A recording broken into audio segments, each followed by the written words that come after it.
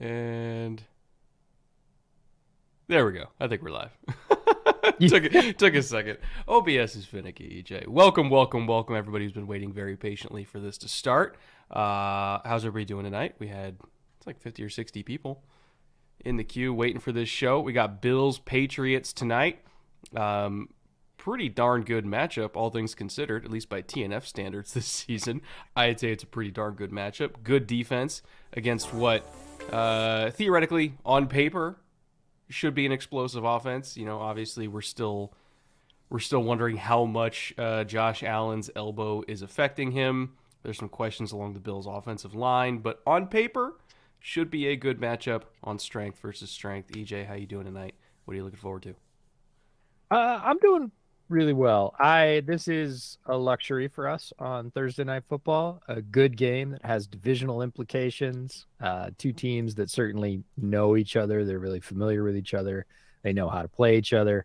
We're getting into football that matters here, where it's, December 1st, and we're looking at a game that, the Bills, I think, want desperately to win this game.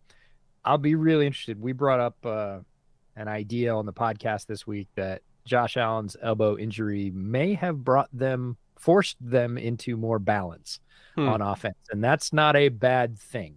They needed it. Josh was playing a little bit too much hero ball in the middle of the season and throwing some bad red zone picks.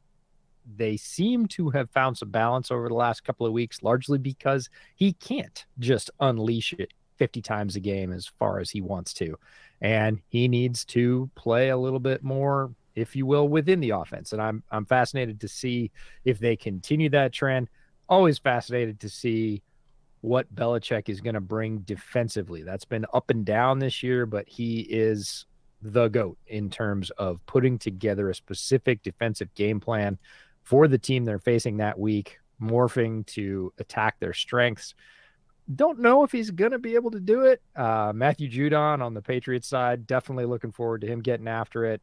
Right near the top of the league leaders in sacks, has been playing very good all-around football all year. He's earned it. It's not one of those, sacks come in bunches and he's just lucky. Like he's been a dominating football player up front for the Patriots. And then, come on, just the red washing of Foxborough is pretty damn cool.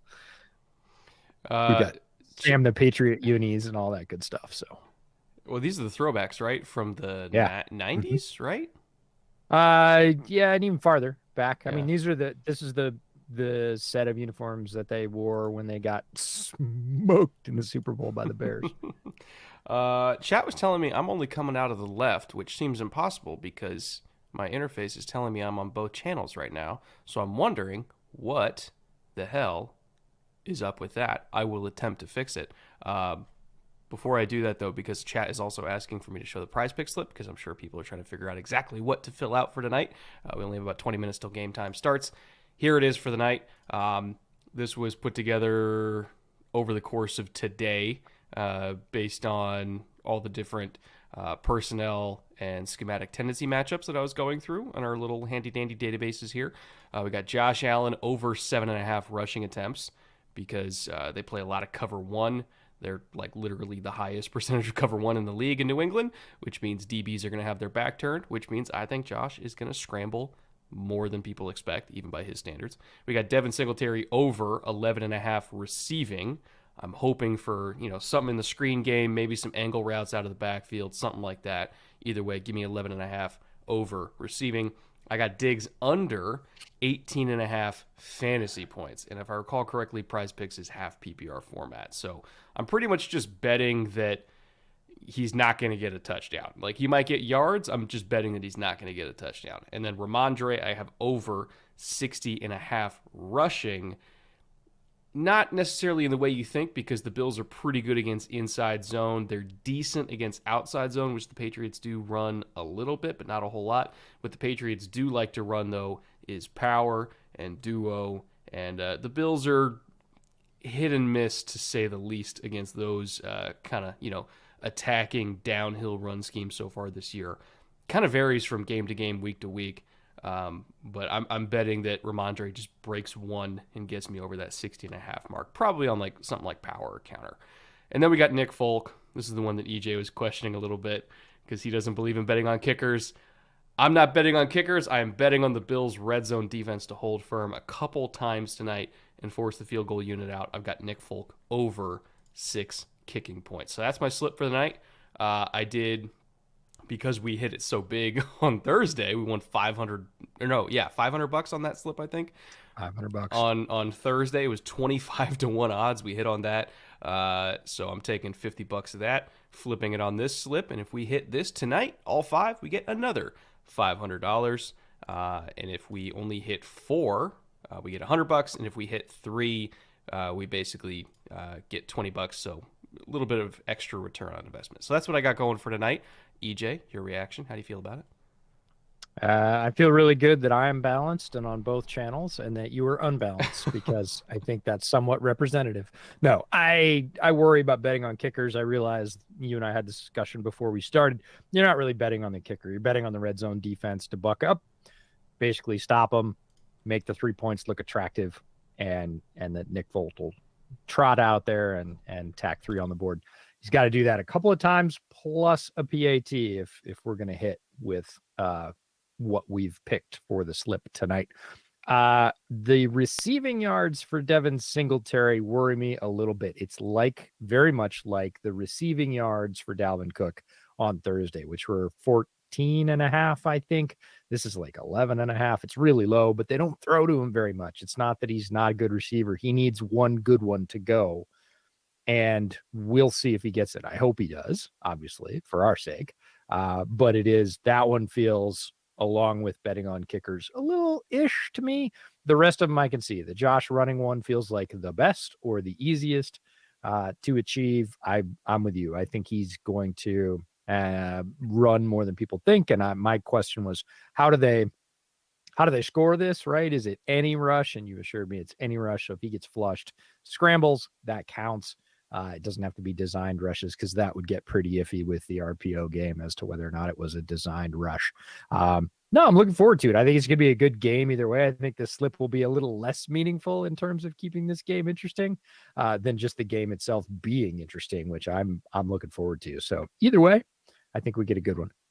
Chat, let me know. Am I still only in Ooh, now you're really quiet for me.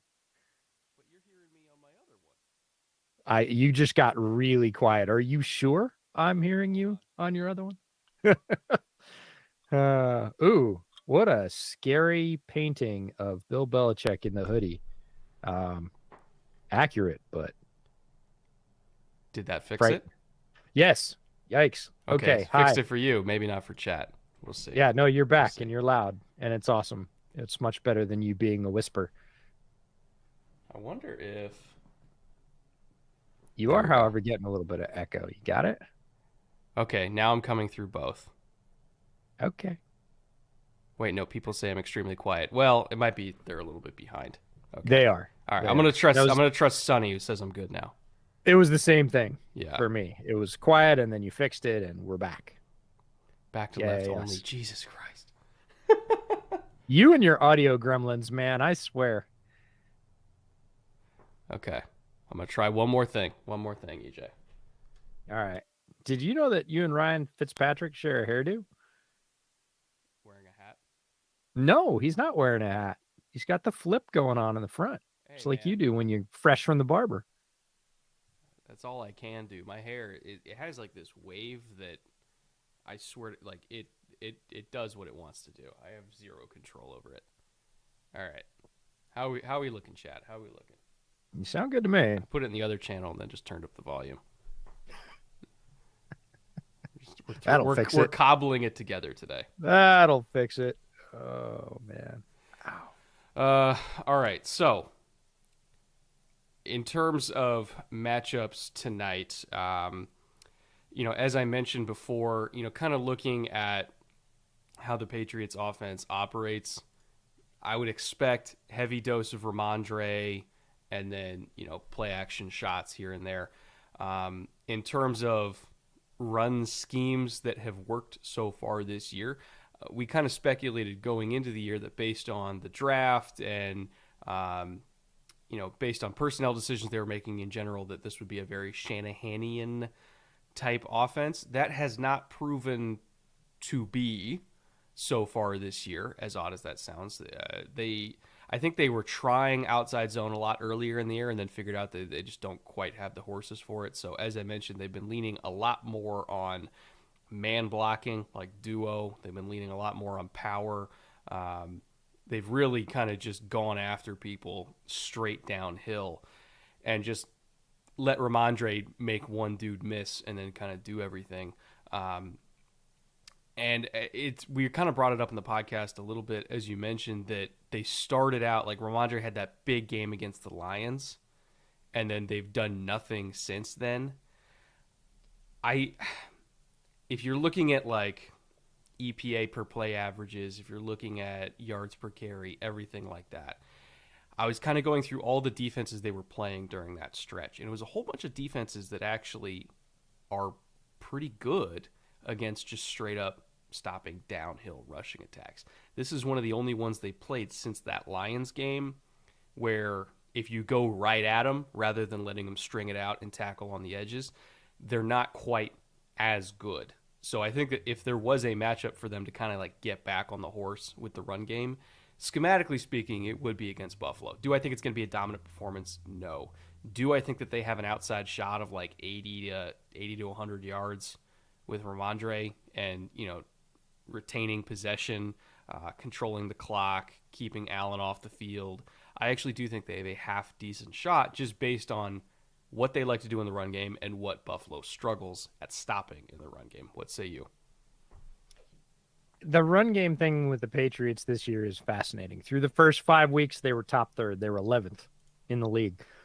After week 5, so week 6 to week 12, they're now 32nd in the league. They didn't just fall off a little bit or get to be middling or mid-pack. They fell down and bounced off the bottom. So they were incredibly effective for the first half of this season so far. And then this back half, they have not been able to find it with both hands. And that's going to be difficult because the Bills are not a great rushing defense, but they're good enough to be good against a bad rushing offense. And right now, currently, the Patriots rushing offense is just bad. So it doesn't give them a point to lean on. And as you're a team looking for a win, obviously you're looking to score the most points. That's how you win the football game, but you're really looking to push your strengths. And right now, the Patriots, I think, would like to have that week 1 through week 5 rushing attack back and say, we're going to lean on the Bills with the run. And they can't right now, or at least they haven't shown the ability to for the last 6 weeks. Quite the opposite. They've gone hardcore in reverse. So that means they have to do something else because beating your head against a wall isn't a good way to win a football game. And if you're not having success with the rush, just rushing a lot isn't really an answer. So they've got to pivot. And this is up to, Matt Patricia calling the offense and say, how are we going to adjust so that we can find some holes? Because I think the Patriots are outmanned in terms of the roster. The Bills roster is superior, even with injury. They're going to have to find some matchups that they think they can exploit. And that's going to be difficult to do. And they're going to have to hit them. They're not going to get very many chances. And they're going to have to make the big play when it's there because it's not like one of those things like we saw with the Bengals versus the Titans where Joe Burrow can just keep going to it and he's going to hit 2 or 3 more throughout the game and that's going to even out. I don't think the Patriots have that kind of offensive firepower. So when they get a favorable look, when they get that good matchup that they think they can really push and leverage, they're going to have to make the play. Can't have a drop. Can't have a guy, running a route short of the sticks. It's not going to happen. You got to make it happen or you're just not going to keep up because I think the Bills, even in their somewhat reduced state, are just going to out horsepower you. Let's get to some super chats here before the game starts because we got about 15 minutes till kickoff. Chat, I promise I will be working on splitting my audio again. Promise that. Zach for $5 Canadian. I know you haven't started scouting yet, but what would you say are the 3 best and 3 worst positions in this draft? Well, as you alluded to, I haven't started scouting it, so I'm not entirely sure. We know it's a good quarterback class, or at least on paper should be a good quarterback class, which historically speaking, every time we think it's a good one, that means it's a bad one. Every time we think it's a bad one, that means it's a good one. So we'll see in 3 years. There are a lot of receivers I'm a big fan of. There's some running backs I really like. Bijan, Tight Gibbs, tight end. tight end. If all Tight of them end come is out, if all of them come out. yeah, but there's so many that even if a few don't come out, it's still going to be a very strong tight end class. It is a really good tight end class. There's some edges that I'm pretty fond of. I'm just not sure how deep it is yet. I've watched like three corners so far, so I can't tell you how deep that is yet either. And then defensive tackle beyond the Georgia kids, I'm not super fluent in them yet either. So there's one that's going to the Senior Bowl from Baylor, who's like a dump truck. Um, that I really liked. Yep. But again, I've watched like three guys, so it's tough for me to evaluate DT. But overall, like this draft class is going to get a lot of attention because of the quarterbacks, first and foremost. Yeah, it's an interesting class. Tight end is going to be great. Running back is going to be, I'm going to call it sneaky great. Like it looks really, really good, and I think it's going to be better than that. Wide receiver, wide receiver classes have been so good for the last few years that you really have to judge it against that and go, is it as, deep? Is it as top heavy? It's definitely top heavy. There's some really, really talented wide receivers who are eye openers at the top of the draft. What we're going to find out as we really dig into the scouting is how much is in that mid range, how much, depth is there, how long is that tail on the wide receiver class. We'll figure all that stuff out. The tackle class took a hit with the Penn State kid going back, but it's still a good tackle class. I don't want to say great. Defensive line, and I'm just going to group all the edges, defensive tackles and defensive ends together right now. There's a lot of guys there. There's some, again, really shining stars, Will Anderson and Jalen Carter up at the top. Again, you sort of get into, hey, how many third rounders are out there that have developmental potential to really say whether it's a good class. Corner is underrated right now. There's a lot of depth. There's a long tail on that class. There's a lot of guys that are going to get picked in the middle rounds that are going to contribute. So as we dig into it, we'll certainly give you more, but it looks like a pretty strong class overall. If you sort of stack class versus class, it is not what I would call going into it a thin class at all. There's a lot of guys here that the big bump we talked about last year and it being the COVID bump, the biggest draft class in terms of number of guys and in many years didn't all go away in 1 year. You didn't get rid of the entire surplus. So it's still a pretty loaded class in terms of numbers. And there's a lot of quality there too. Second super chat. This is a biggie. John for $20, tipping the Oh, dealers for the 6 of 6 PrizePicks slip on Thanksgiving. Well, if $20 is our tip, I'm really curious to see how much you won from that because that was a 25x. So John, I am extremely glad you tailed it. Yeah. That I hoped people did. I'm glad you did. I'm glad to observe the tradition of tipping the dealers. That's fantastic. Couldn't be happier with all of that. So, and it was the one time we didn't stream, and we we hit the mother of all slips. But oh well. Hoping for a repeat performance tonight. We'll see what we got. that'd be good. Jake for $5 said a couple Thursdays ago that Chris Jones was playing like a top 3 defensive player at that moment. Mm-hmm. Didn't age too bad, I'd say. No, and to be honest, Chris Jones, I mean, he has been, unfortunately for him, he's played in the same era as Aaron Donald, but in most other eras, he would be considered one of, if not the best DTs of his era. He just happens to be playing with literally the best one to ever play. But I still think that he's, on the fast track to Ring of Honor at a minimum. And I'll tell you what, you give him a couple more rings. If Richard Seymour could get in, Chris Jones could get in to the Hall of Fame. I'm talking like the big one in Canton. He's been really, really great throughout his career.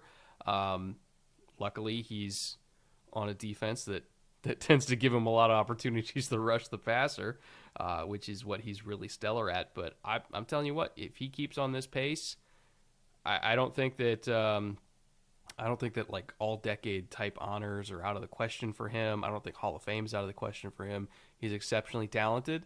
He's exceptionally consistent year to year. And it's just unfortunate for him. He happens to be in the same era as Aaron Donald. Yeah, recognition is a tough thing when it comes to the Hall of Fame. It is meaningful, especially as candidates go farther into their candidacy. If they're not a first year Hall of Famer or first ballot Hall of Famer, you know, it is the historical perspective gets built on things like Pro Bowls, which if you go through the year to year making of the Pro Bowl, the sausage of making the Pro Bowl, it's not pretty. And, guys that are replacements and whatever else, like it can be a very watered down sort of mm, popularity contest sort of exercise. And basing Hall of Fame on that doesn't seem correct based on their impact on the field. But as you get 10 years past their playing days, 15 years past their playing days, that stuff fades. And what remains is what was on paper and comparative stat analysis, which, as you know from listening to us, is half the battle, maybe. I mean, Mm-hmm. there's a lot of nuance on the field and the film, and people tend to, not a lot of people have time for it in the moment, and even less people have time for it 15 years down the road to go back and dig in and say, well, how good was Chris Jones compared to other defensive tackles of the era on film? That's the kind of thing that only somebody like Brandon Thorne would do, or what you just did with JJ Watt, going back to a Texans game and saying at the height of his powers, this is what it was. Those things can be very meaningful, but what fills in the meantime is stuff like Pro Bowls, and that's a difficult yardstick to use. So Next super chat coming up here. So I'm trying to get through as many as we can before kickoff. Appreciate that, by the way, Jake, for $5. Cheesehead Joey for also $5. You think Dubs and Watson are a future dynamic duo, or do you feel Green Bay needs to add another receiver? I would say one more, because even if they are a dynamic duo, what happens if one of them gets hurt? Like I think that in today's modern era, where the best offenses are throwing 65+% of the time, like, yeah, even three receivers isn't enough. Like, you need four. You need to be four deep. Like, Buffalo is dealing with durability concerns, like where even they're getting down to wide receiver four and hoping for the best. And they were considered one of the strongest receiving cores going into this year. So yeah, I think they need to add another one. I would say add a different flavor than what they already have. Alan Lazard is like a typical big body post up. Watson's the home run threat. Dubs is kind of like a classic jack of all trades, master of none to me. I think he can do a little bit of everything, but I would love to see them add like a Jordan Addison, like a slot receiver that can really do damage after the catch, and kind of build that different skill set in there. that's where I'm going with this one. And you worked your way around to it, which is it's not about Watson and Dubs. They both have a role and probably a starting role in Green Bay. And I think that's good enough for those positions. But what they don't have is what they hoped they were getting in Amari Rodgers. Mm-hmm. They hoped they were getting a dynamic guy that could play in the slot, their version of Elijah Moore, whatever else. And yes, I know Elijah Moore hasn't exactly taken off in this division either, the one we're watching tonight on Thursday Night Football. But they really had high hopes for Amari Rodgers coming out of Clemson, and he just never got it going. And that's what they really need. So, again, do they need to keep adding to their room, even if Watson and Dubs are fixtures? Yeah, they do. And could they get another guy like Watson and or Dubs? Yes, is the answer. There's never too many in the NFL. And then they really need to fill in those sort of interior mix roles, guys that can do a little bit of everything. They don't have to be the fastest. It would be nice to have a speed threat in the slot for sure, but that's the way they need to continue to build that room. John Salter for $5. Who wants to join me in laughing and or being disgusted at Auburn's coaching hire? I mean, I'm not surprised by it at all. Like, I'm, I'm, are you? I'm not. Like, that didn't shock me whatsoever. And like, I don't know. People are like, yeah, but it all comes down to can you recruit and can you coach in the SEC and blah blah blah. It's like, well, his recruiting at Ole Miss was paying players, which, yeah, everybody pays players these days, but I was going to say it's legal now, so at least he has experience. true. But now that it's out in the open, what, you think Bama's not going to outspend Hugh Freeze? You think Georgia's not going to outspend Hugh Freeze and OU and Texas? Like, All right, I'm just going to raise my hand and say something in a completely different direction, which is the fact that I think it was Luke Easterling that said this, and he's right. As a Tampa guy, his connection is Cadillac Williams, and he said the fact that Cadillac Williams isn't even getting an interview and Hugh Freeze got the job tells you everything you need to I think it's going to be a disaster. I really do. know. Well, it's not like Hugh Freeze's Liberty tenure was not. Yeah, I just it's so Auburn too. It's so Auburn. So Auburn. Anyway, it's not even like I'm rooting against Auburn.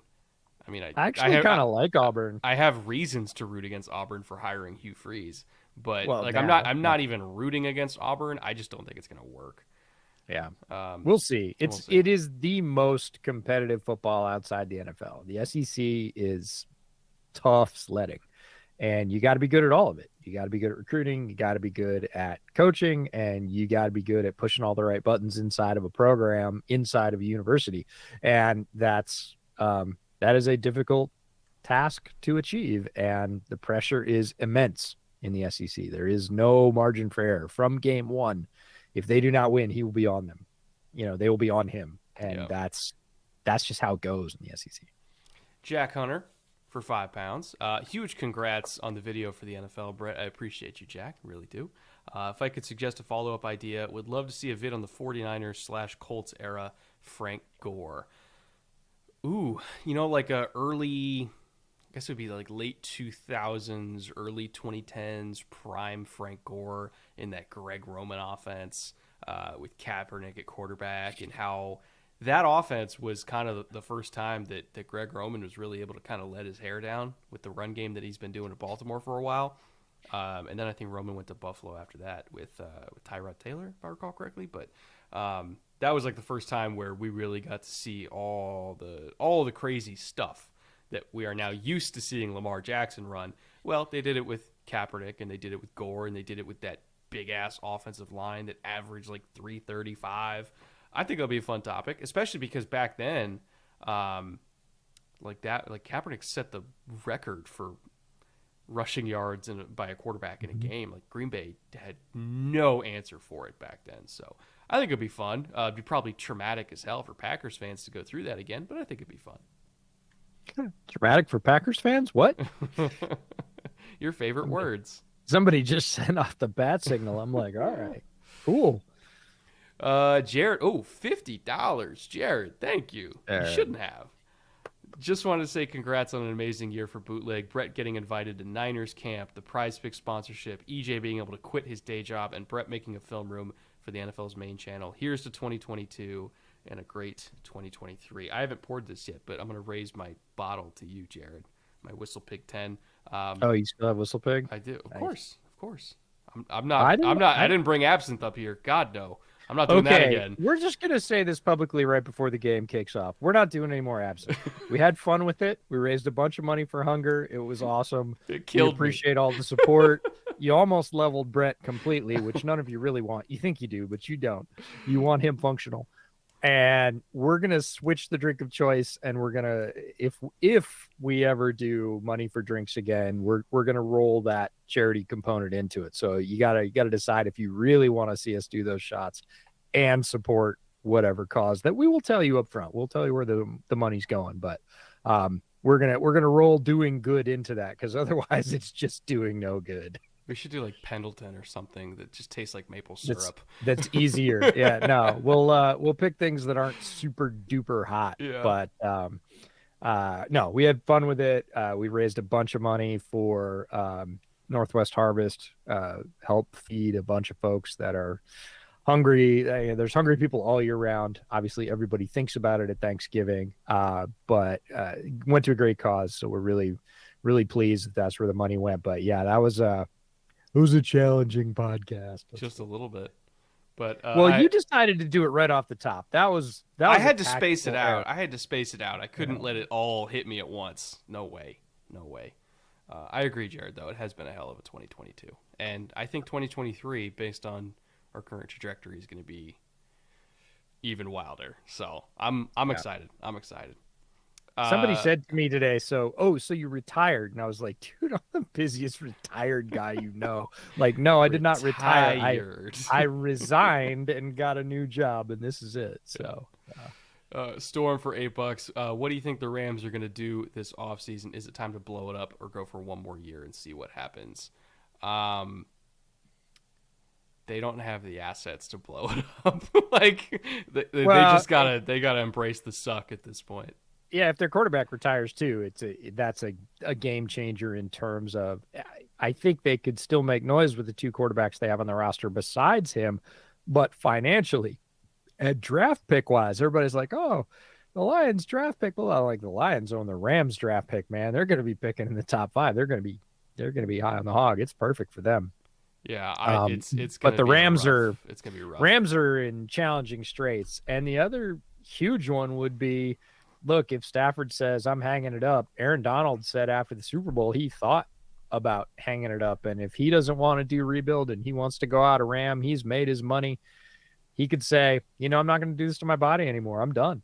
And if Stafford and Donald go, like, does McVay go, and then Snead, and like the whole thing, this could be a complete cascade from top to bottom that would make for a very, very different Rams team. Here we go. All right, first play of the game was just carry to Ramondre. Yeah, and it was a good stop by the Bills. I'm impressed. Also, by the way, Sean McVay has $20 million a year waiting for him in TV whenever he wants, and he's very cognizant of that. So, sure, he doesn't have to take helmets to the jaw, and he can make a lot of money. Yeah, he got racked. That was a nice play by Rousseau on the opening snap. It was an athletic sort of gap fill to keep that from being a much bigger play. Motion from empty. Okay, solid. Little slant to get things going. We should mention that Trey White's going to get more run tonight. He's easing his way back into the lineup after injury that kept him out for all of the early part of the season, and he's going to get a little bit more playing time tonight. Yeah, they did. They said he's going to be on a pitch count. As for what that pitch count is, we'll see. Might depend on how close the game is, to be honest. So, oh, for sure. Ooh, man. That is a size difference between a wide receiver and a defensive back right there. Oh, ball on the ground. Oh, God. Fumble in the exchange. They got it. Couldn't quite tell. He got it back. Whose fault it was. It wasn't clean looking, though. That is an execution error that Belichick. Oh, what is the deal with Mac? He can't hold on to it. It looked like he took the wrong track when he was coming out. Yeah, but look at him going back. But he's like, I can't hang on to the ball. So it kind of looked like Ramondre was almost taking like a zone track, like towards the tackle's hip, and Mac. Yeah. Like you saw Mac looking at him like, why are you out there? Like Mac took like a reverse pivot as if he wanted to go straight downhill. Ramondre went wide. He had to reach out for it. That was a miscommunication. One of them had the wrong concept in their head in terms of landmarks 49. there. Who's 49? 40. Also, chat, I figured out what the issue is with the audio, but unfortunately I have to download a new driver, which I can't do in the middle of the show. So I'm going to download a new driver after the show. But for now, we're stuck with whatever ear I'm on. Yeah. Just switch your headphones around, folks, or take your earbuds and no, that doesn't work. Anyways. People that are on a phone, it doesn't make a difference to them. It's people that are in like surround sound that it does. Oh, God. All right. Oh, no. We needed that. That could have been my 11.5 right there. We needed that. It probably wouldn't have been, but that's why they don't throw it to Singletary a lot. He is not a gifted receiver. He's just not. He wasn't in college. He hasn't become one in the pros. He is a basic and functional receiver, but he is not the guy that's going to make that amazing sort of behind him one-handed grab where it's up left over his shoulder pad. He comes down with it, spins off the tackler, and takes off. Well, that's why they traded for Naheem. 100% why they traded for Naheem Hines. All right. I swear that 49 made the tackle for the Pats on the punt. And I, for the life of me, can't find 49 on the Pats. I got 48, which is Tavai. Was it? It might have been Tavai. They just extended him this week, I think, actually. Yeah, maybe his jersey was just wrinkled up. Wow. Ooh. Wow. Talk about the hit on Diggs, yeah. Yeah, this is a good ball from Josh. He good patience, good ball, and then boy, guy sinking in coverage just racked him. Oh, a little two back from Buffalo. That's usually like 80% run. Gong. Yep. Yep, there it is. The thing is, Oh, Buffalo has a tendency where like they will show tendencies and then do absolutely nothing to break those tendencies. Like the Jets game where they got sauce in the first play was one of the only times they ever like broke a tendency the entire season. They are very much a team that lines up in a way of we know that you know what we're doing based on personnel grouping, formation, area in the field. Like yeah, it's like Pittsburgh defense. yeah, they're like we know you know, and we're still going to do it anyway. And most of the time it works for them. But they're very much they're not a very deceptive offense in that way. They're just really good. No, not a ton of window dressing. Oh, I don't like the throw. Felt like Doesn't he look was like trying to throw it low so that Davis could come down No, and I mean shield it. I don't like the timing or the decision of the throw. The location is what it is. He had to throw it low to keep him down in front of the defenders, but the timing, the choice of that particular throw in that pattern, um, not my favorite right off. Again, it's TV angle. Don't really know until we look at the all 22 what the rest of the picture looked like. Don't love that one. Taylor Holden for $10. Glad to have the stream back this week. Us too. Hope y'all had a good holiday. We did. Since you introduced me to Prize Picks.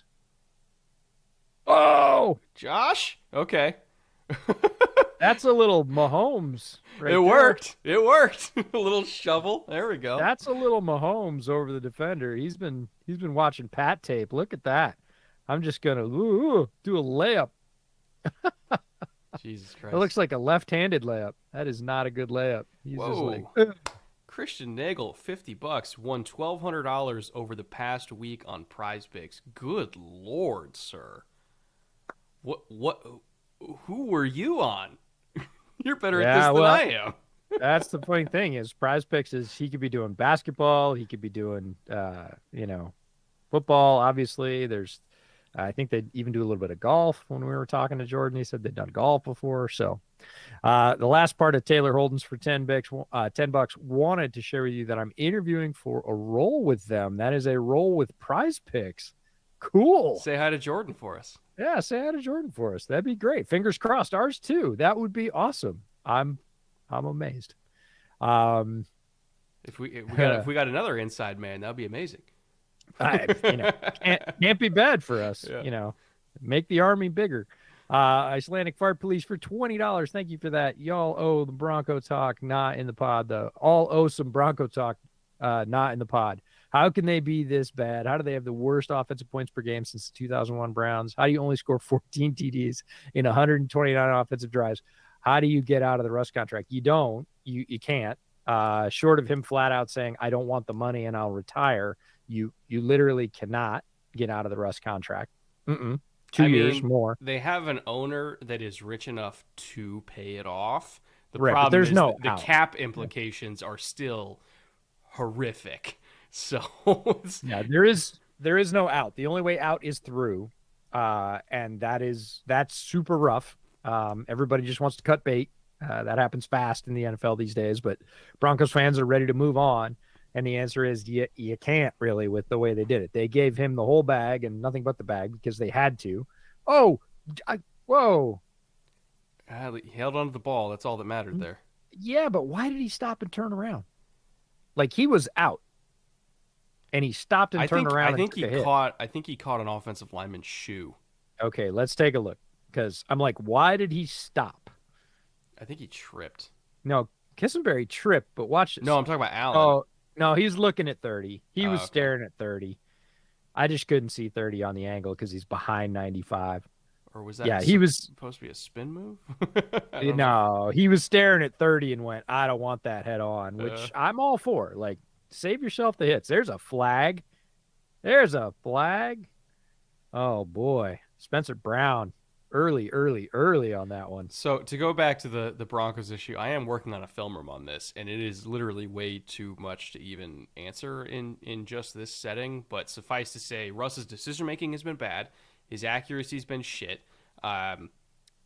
run game hasn't been able to pick up the slack like for years it was able to in Seattle. The defense is selectively good. I'll say that they are really good on third down in the red zone, but field position wise, they haven't been great in terms of giving Russ great field position so far this year. And I just really think it mainly comes down to, specifically for Russ, decision making has been bad and accuracy and ball placement has been bad. And if both of those are bad, he doesn't really have the mobility to kind of make up for it with his feet anymore, where he would kind of have those off days but still like convert a bunch of third downs with his legs. He can't do that anymore. So what do you have? And the answer is fucking nothing, but a lot of money. So Josh it's bad. Uche just whipped Kessenberry at left tackle. Uche's been coming on lately. He's been really, really productive for them as a pass rusher, which we liked him a lot coming out of Michigan for that reason. He's a fastball off the edge, and I think you're going to start to see a lot more mentions of him. Oh, God, that almost got blocked. Yeah, but it's a drive, and he put it right down the middle. Good old Tyler Bass, man. That's impressive.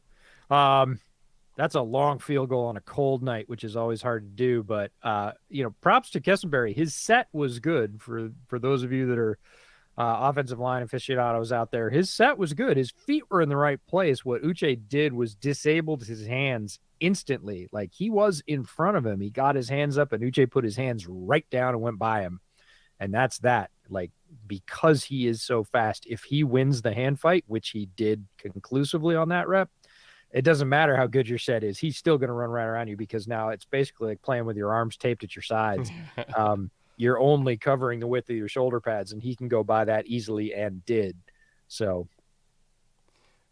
Christian Nagel, if you're still in here, by the way, I would love for you to let me know what slip you hit on to be a $1,200 winner, because that's really impressive. Like, somebody was convinced and put a bunch of money in. I want to know what gut feeling you had, whether it was football or not, because that's pretty impressive. Like, I've won like $1,000 over the course of the season, $1,200 in a week.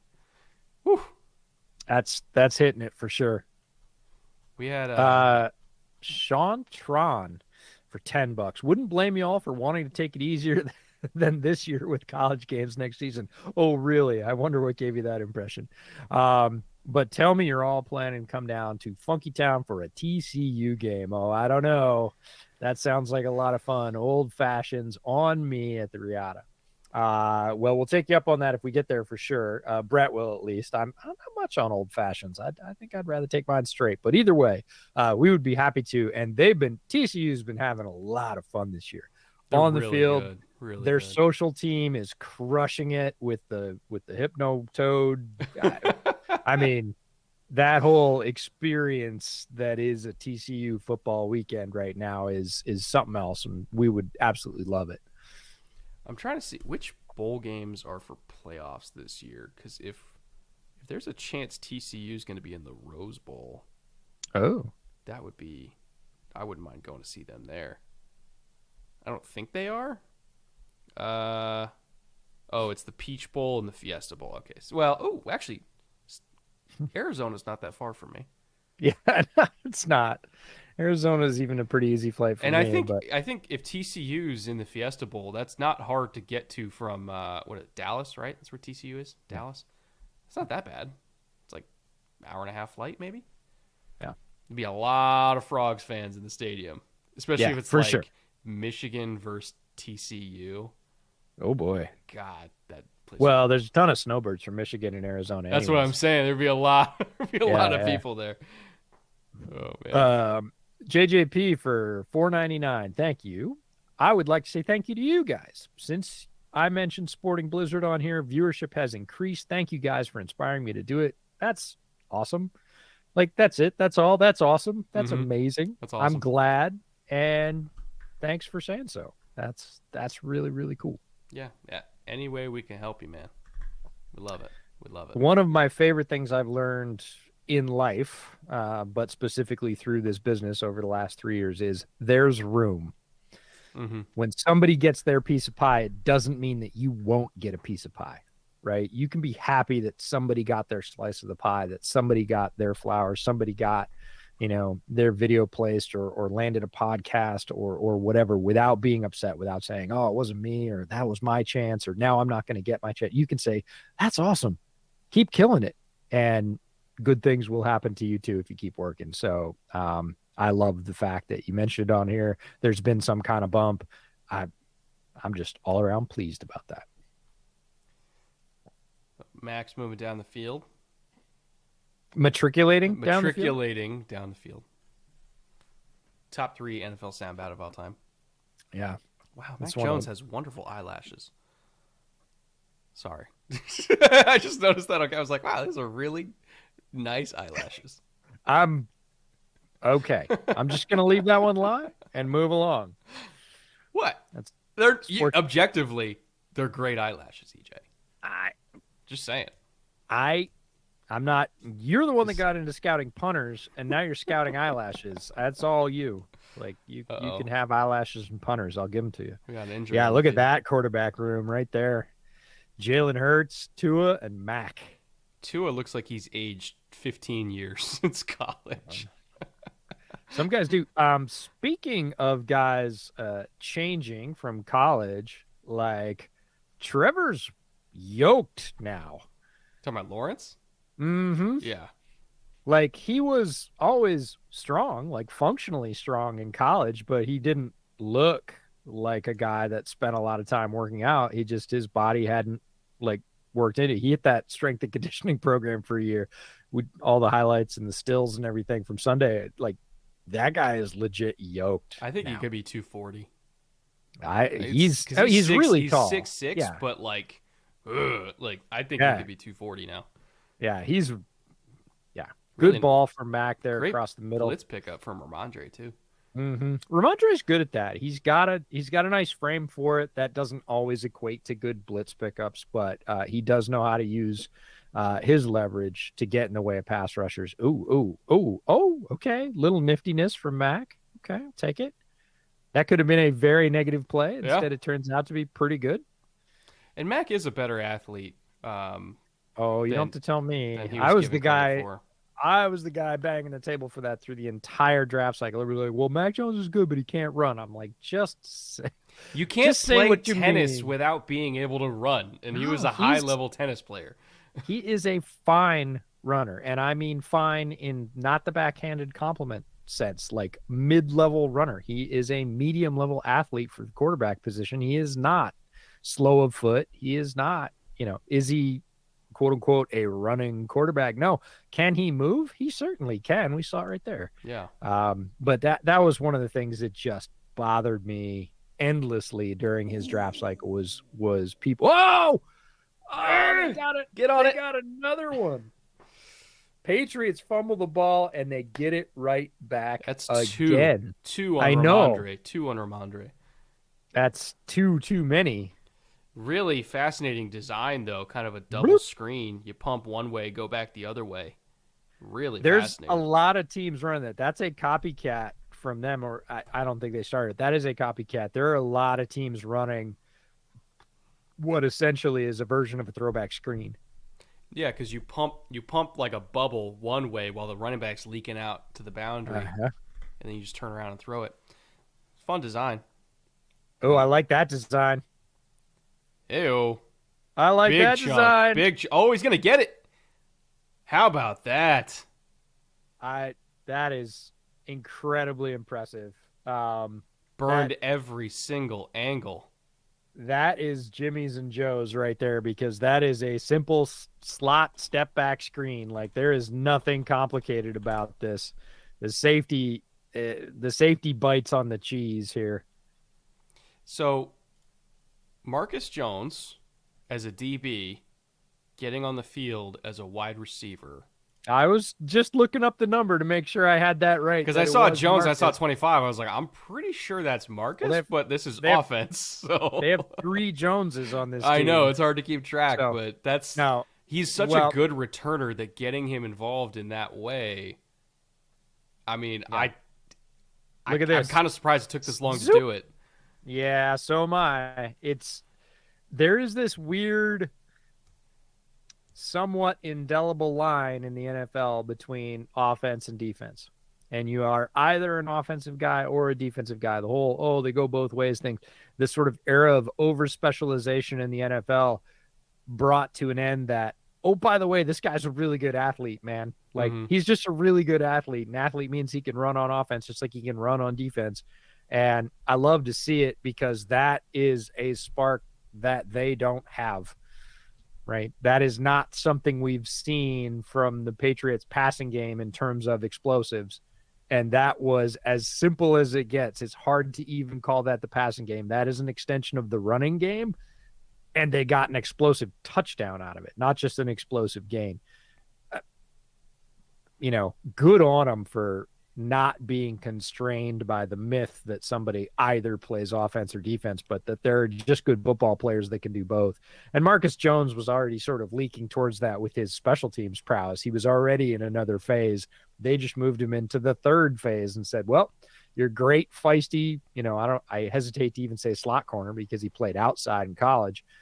He's probably not big enough for that in the NFL, but you're a great corner. You're a really good returner. And hey, you want to take 10 snaps on offense and play OW, right? Offensive weapon. That's the thing is you can give him sweeps. You can give him crack toss, anything in space. Whatever you want. Anything in space. You don't have to teach him the offense. You literally just say, you're coming out here to run a screen. That's it. We will get you the ball and be fast. Yeah. And he can do that. That's the kicker. Kyer Elam was a healthy scratch tonight? Yes, he was. That's where the Trey White so Xavier Rhodes is getting much more run. He's got the start at right corner, which is where Trey White would typically start if he was healthy. Trey White's going to come in sort of relief, and Kyer Elam was a scratch. That actually, it's I just saw this on chat. Guy with no vowels, missed super chat. Love the stream. 11-1 in fantasy thanks to Bootleg giving the full NFL scoop. Happy to hear that. Haven't followed it, but how bad is Kyer Elam? He's a healthy scratch today. So I guess we just saw that at the exact same time. Yeah, that actually surprises me. I mean, the Bills are not exactly an organization that will hand a rookie significant playing time just because he's a first-round pick. Healthy scratch is definitely not something I expected, though, 12 weeks into his career.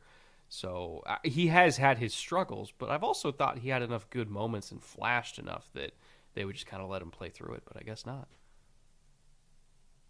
I would not qualify Kyer Elam as bad, though. Again, we're like 3 months into his career, so Brendan Schooler. I'm all about the Patriots special teams tackles tonight. They're fired up, which is not odd. That's not a new thing, but they're continuing that tradition. Let's put it that way.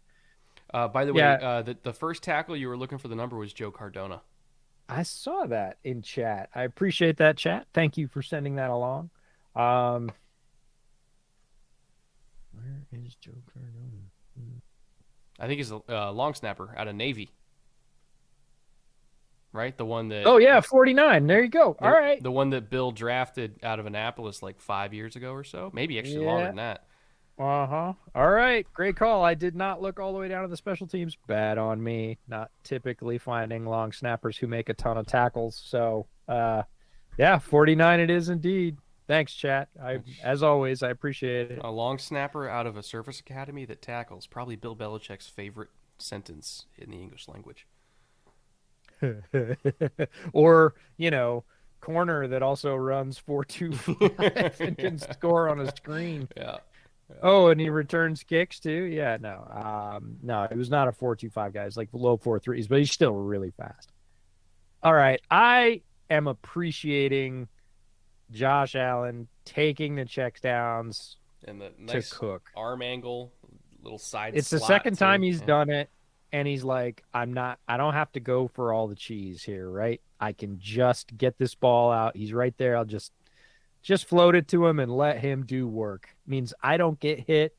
We get positive yards. It's as easy a play as there is in the NFL. I mean, he's pretty open. He just had to flip it to him. That's what everybody hoped for when they drafted James Cook. And I'm happy to see that he's got that. Oh, Dawson. Oh, you got to catch that. I told you when you get the chance to make the play, you got to make it. That wasn't going to be a big one, but it was going to be a positive one. And instead, it's just a neutral. It's just you lose the down and don't get any yards. That's Okay. rough. That's Like, rough. you know, those are it doesn't feel like it, but those plays a lot of times are the difference. You add up two or three of those plays. Oh, look at the hit. Ooh, Kyle Right in the Duggar. shoulder too. Kyle Duggar just smashed Allen. Mm. So we got Duggar second and is 10. amazing in terms of physics. He is the only safety, one of the few safeties, I should say, that I've ever seen take on a pulling guard and obliterate the guard. Mm-hmm. Well, Like he's Duggar, it's like Cam Chancellor. yeah, Yeah. Duggar is made out of iron or lead or something incredibly dense because he has that Marshawn ability to like run into a huge impact and just take it and keep going. Yeah. Without really ever moving. It doesn't look physically possible that, Kyle Duggar can take on a pulling guard and just smash him. He does it all the time for the Patriots. There we go. 3rd and 9. Probably man Good, coverage here. good rush. Oh, there we go. That's a flag. There we Yep. go. He asked for it and got it. And Yep. I don't think you're wrong there late in the play. Gonna be DPI on the Usually, pass. if a receiver is on the ground when the ball gets there, there's going to be Yeah. a flag. Hopeful Lions fan for $5. If the Texans beat the Browns this weekend, is it the greatest revenge win in NFL history? As a Lions fan, I'm pulling for them. I don't know if I'd say greatest revenge win. I would say the Texans fan base will be Incensed. frothing at the mouth the entire game, Yeah. I would say. In terms of like greatest revenge wins, I mean, Steve Smith completely obliterating the Panthers like 6 or 7 years ago in his first game against them after leaving Carroll. Oh, big old run for Cook. That was a pretty big one. I would say. Did Peyton ever play against the? Yeah, Peyton went and played against the Colts when he was in Denver, but I can't remember if he won. Yeah, I don't know. I can't think of like best revenge games. Okay. You know what I love from Cook right there that I didn't see a lot of in his college tape that other people said they did that I never did was vision. Like that was wide open to the left. He could have taken a huge cut back to the left, and instead he saw that little crease to the right that allowed him to get north-south faster and took it, and it turned into a huge gain. Like that, when we talk about vision from a back, like that entire the overhead shot, they showed the entire left side, the line just cleared it out. There was nothing there, but it would have required him taking a cut, slowing down, and getting out to the left. Instead, he's like, no, I think I could slip through that little crack. I think I can make myself skinny and just gun it. And it was obviously the right call. Huge gain, really efficient, explosive run play. If you're counting explosives in the run game, that was one of them for sure. And a lot of running back coaches, especially at that level, they'll tell you like if there's two holes that are makeable, the one to hit is the one you can hit fastest. That's right. Not necessarily the widest, just the ones you can hit fastest. Josh that one counts. Somehow converted that. That counts for the slip too. It does. It does. That's a rush. That's a straight up rush. I'm surprised that he somehow like floated through the air long enough to move the chains, but he did. Boing. Yeah, he got a little bit of leverage. Actually kind of saved him from a hit too, right? I mean, maybe not his nuts, but Devin McCourty just crowned him. All right, 1st and goal here. Let's see what they got.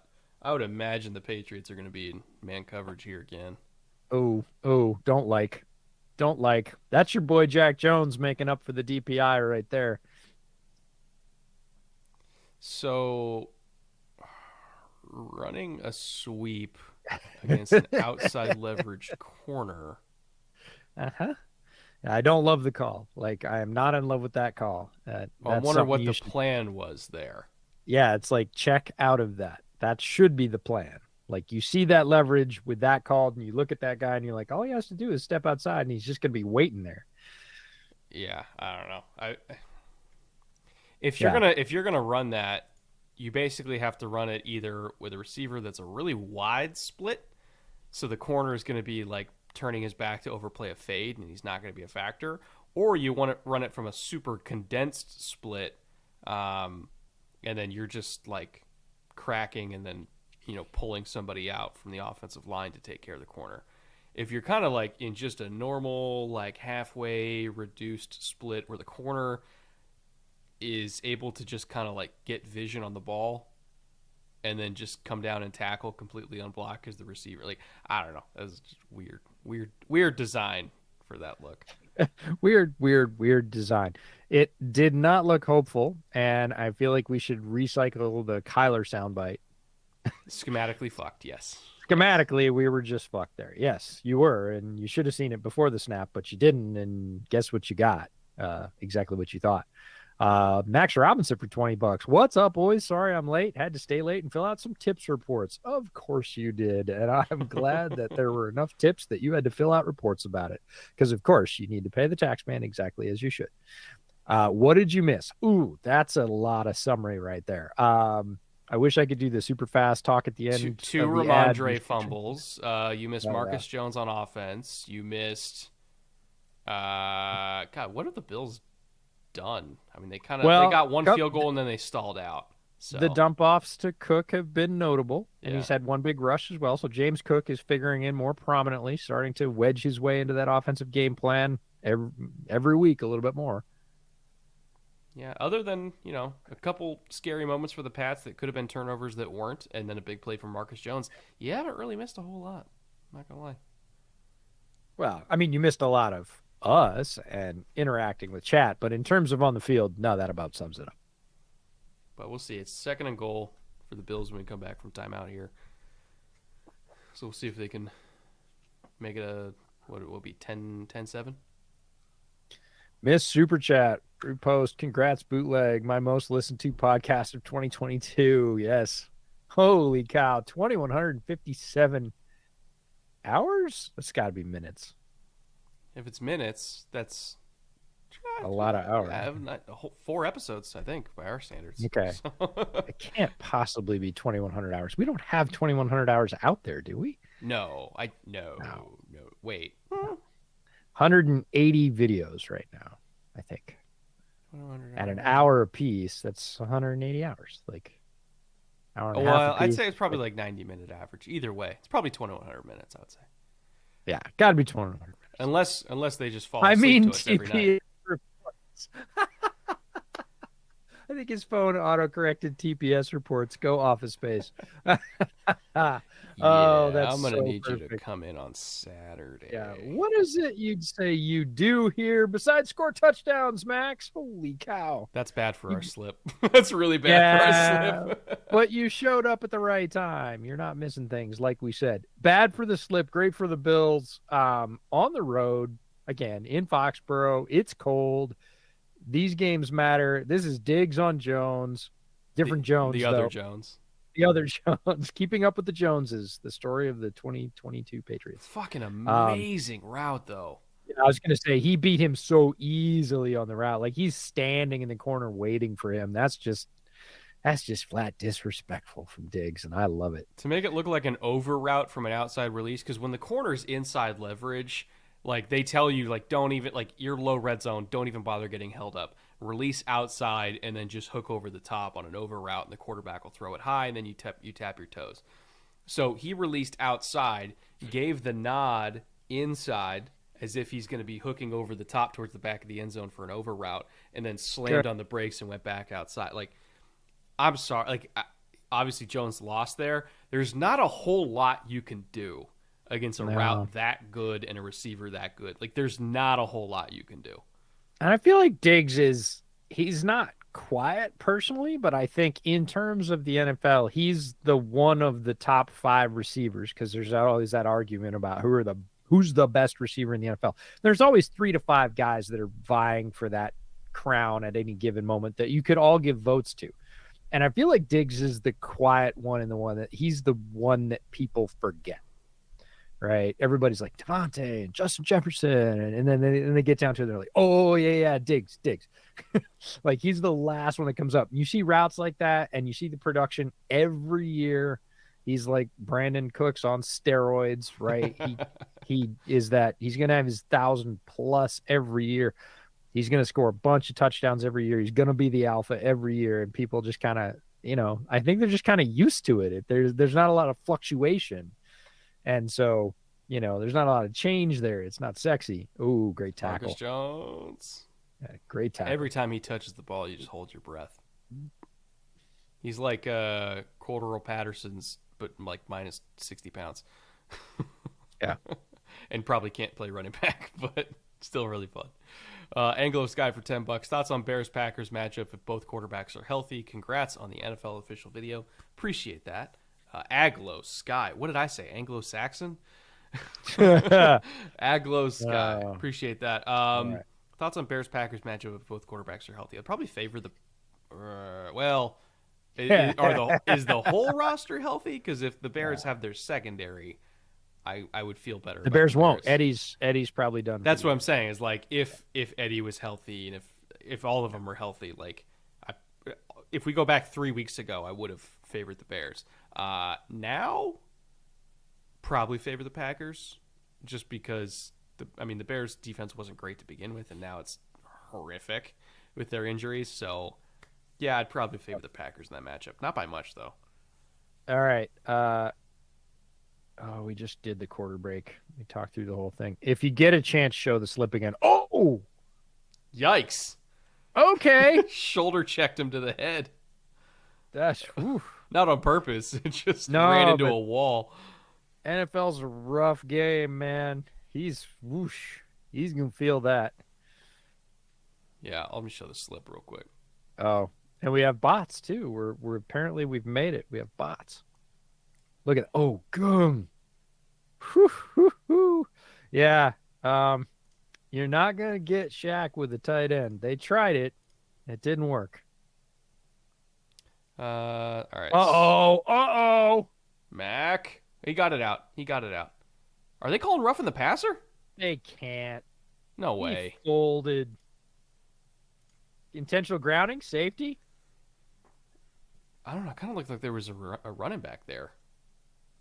Kinda. This is not a good look for the Pats. This is the fact that they're even discussing this as a possibility is not great. Mac has got to know where he is on the field and say, the one thing I cannot do is that. No foul. Okay. No foul. But they are going to call a hold, which was declined. Intentional grounding. They did call intentional grounding. That's a lot of calls there. What was the no foul for what then? I don't know. I didn't have the audio on. Chat's going to have to help us out here. He wasn't in when he did it. Yeah. So it's loss of down at like the 6-inch line. Yeah. Okay. So Mac, made the best out of what was a terrible play. He could have done worse, but he's got a free rusher and he's on the 0.5 yard line. He's like, I'm not taking that.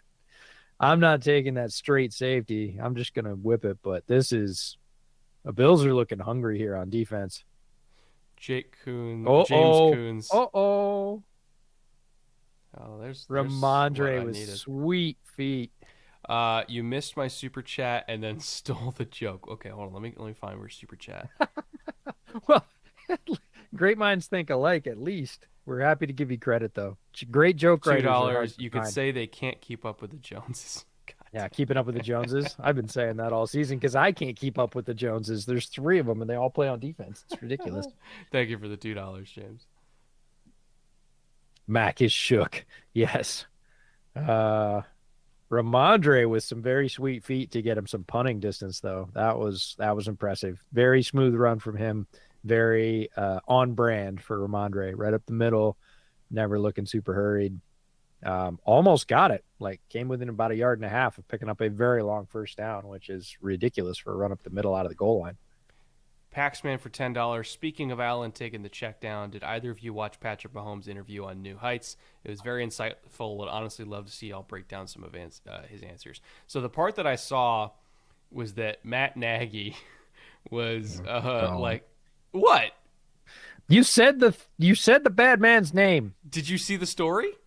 You said the bad man's name. I don't care. So Matt Nagy was so infatuated, and Patrick Mahomes himself told this story on New Heights. Matt Nagy was so infatuated with Patrick Mahomes in the draft process that the night before Patrick's interview with Andy Reid, Nagy slipped him all the plays that Reid was going to ask him about and said, learn all this stuff.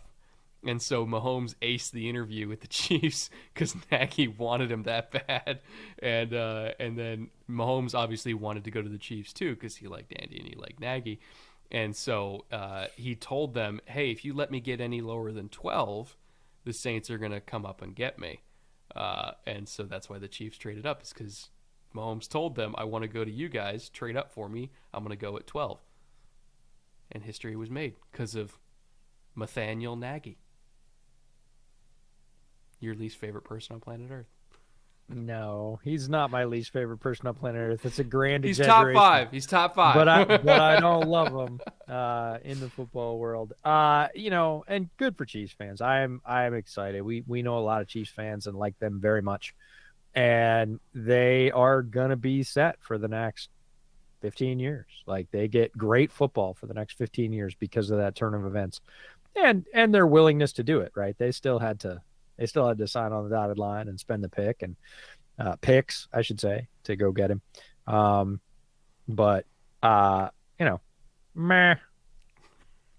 You hate him so much. He did bad things to my favorite football team for an extra year and a half. He should have been gone a year and a half earlier, and he would have the amount of damage he would have not been able to cause would have been greater. By the way, you and I haven't talked about this. This is kind of a double-edged sword. The guy that's taking all the heat right now for the collapse of crypto. Oh, Sam Bankman-Fried? Uh-huh. Yeah. He took he had his first interview, right? And somebody's take on that was a lot of, bullshit is mistaken for genius, basically. And I was like, that's Matt Nagy in a nutshell. Like, everybody thought he was an offensive guru. And it turns out that he may have very specific parts of offenses that he is very good at either diagramming or coaching. But the whole thing, as the head guy, or especially as the full-on play caller, the guy that has ultimate responsibility for what gets run in a certain situation, everybody just assumed that was there, like by osmosis, and it just clearly wasn't. And even after it clearly wasn't, and he was just flailing, everybody was like, but he's an offensive genius. They said so when he was hired. And I was like, yeah, but you got to look at the film. The film says he doesn't know what's going on. And that was allowed to go on for too long. And that's not Matt Nagy's fault. I would stay in the best gig I've ever had as long as I could too. Whoa! Allen got it. Oh, Dave didn't make the catch. Almost. Got to be able to track that. Yeah, got to get able to get up and get it, which is the tough part. He's got to elevate to get that ball because the throw was good, but not great. Love the cleats by Davis as well. Oh, great move. He gets Jack. He got Jack. Whew. Got to finish the play. Tough double move. Like, that was 100% catchable. I don't think he saw it. I don't think he saw it. It was a tough angle to be able to crank sort of back up over your head and elevate as you're, full on sprinting. Double stack. That's interesting. Whoa, okay. I just wish it was a throw. They still got 11 yards. No, it's a great play. I just wish it was a throw because the slip is throws. No, the slip is runs. For Allen. No, Singletary. Oh, well. You're throws for Singletary. Specify, EJ. Specify. The guy that just ran the ball. I wish. Yeah. Anyways, no. It's all good. MVP Mitch Trubisky. Yes, indeed. MVP Mitch Trubisky. All right. 1st and 10 here. Allen's only got 9 passes 3 minutes into the second quarter. I don't remember last time that's happened. It's actually a Well, fairly balanced Bills offense today. what did I say at the top? We said this on the podcast. The last 2 weeks, the Bills they've been forced into a more balanced offense. It's not a bad thing because they had many games with the healthy Josh, the fully functional Death Star, where they ran sorely out of balance, and it was not to their benefit. Mm-hmm. Let's see here.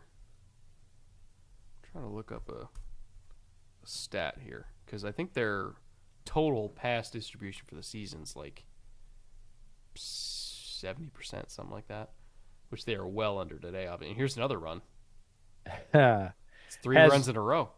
Yeah, I'm telling you, that's something you wouldn't have seen from the Bills early in the season. A missed super chat if I didn't miss the answer. No, you did not miss the answer. We did not get to this one. Has Christian Watson's breakout saved Goody's job in Green Bay? I don't think they were going to fire him anyway. I don't think they were going to either. Saved is really strong. Goody has obviously assembled a lot of talent. There are very many talented players in Green Bay, and they've done a great job.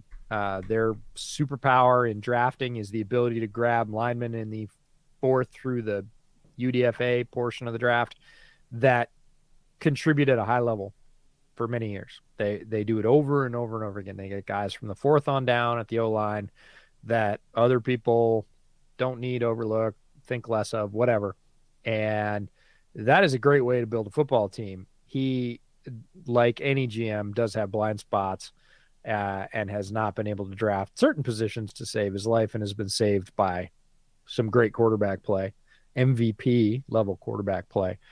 But saved is really interesting because he's real stubborn. He's shown some change, especially in his approach to free agency over the last 2 seasons, which he needed to do because there was this all-out stubbornness that free agency was never going to help. So they just didn't play in free agency. They need to. Free agency is part of the modern NFL landscape. Saved is, he's doing his job. And to Brett's point, they seem pretty happy with how he's doing his job.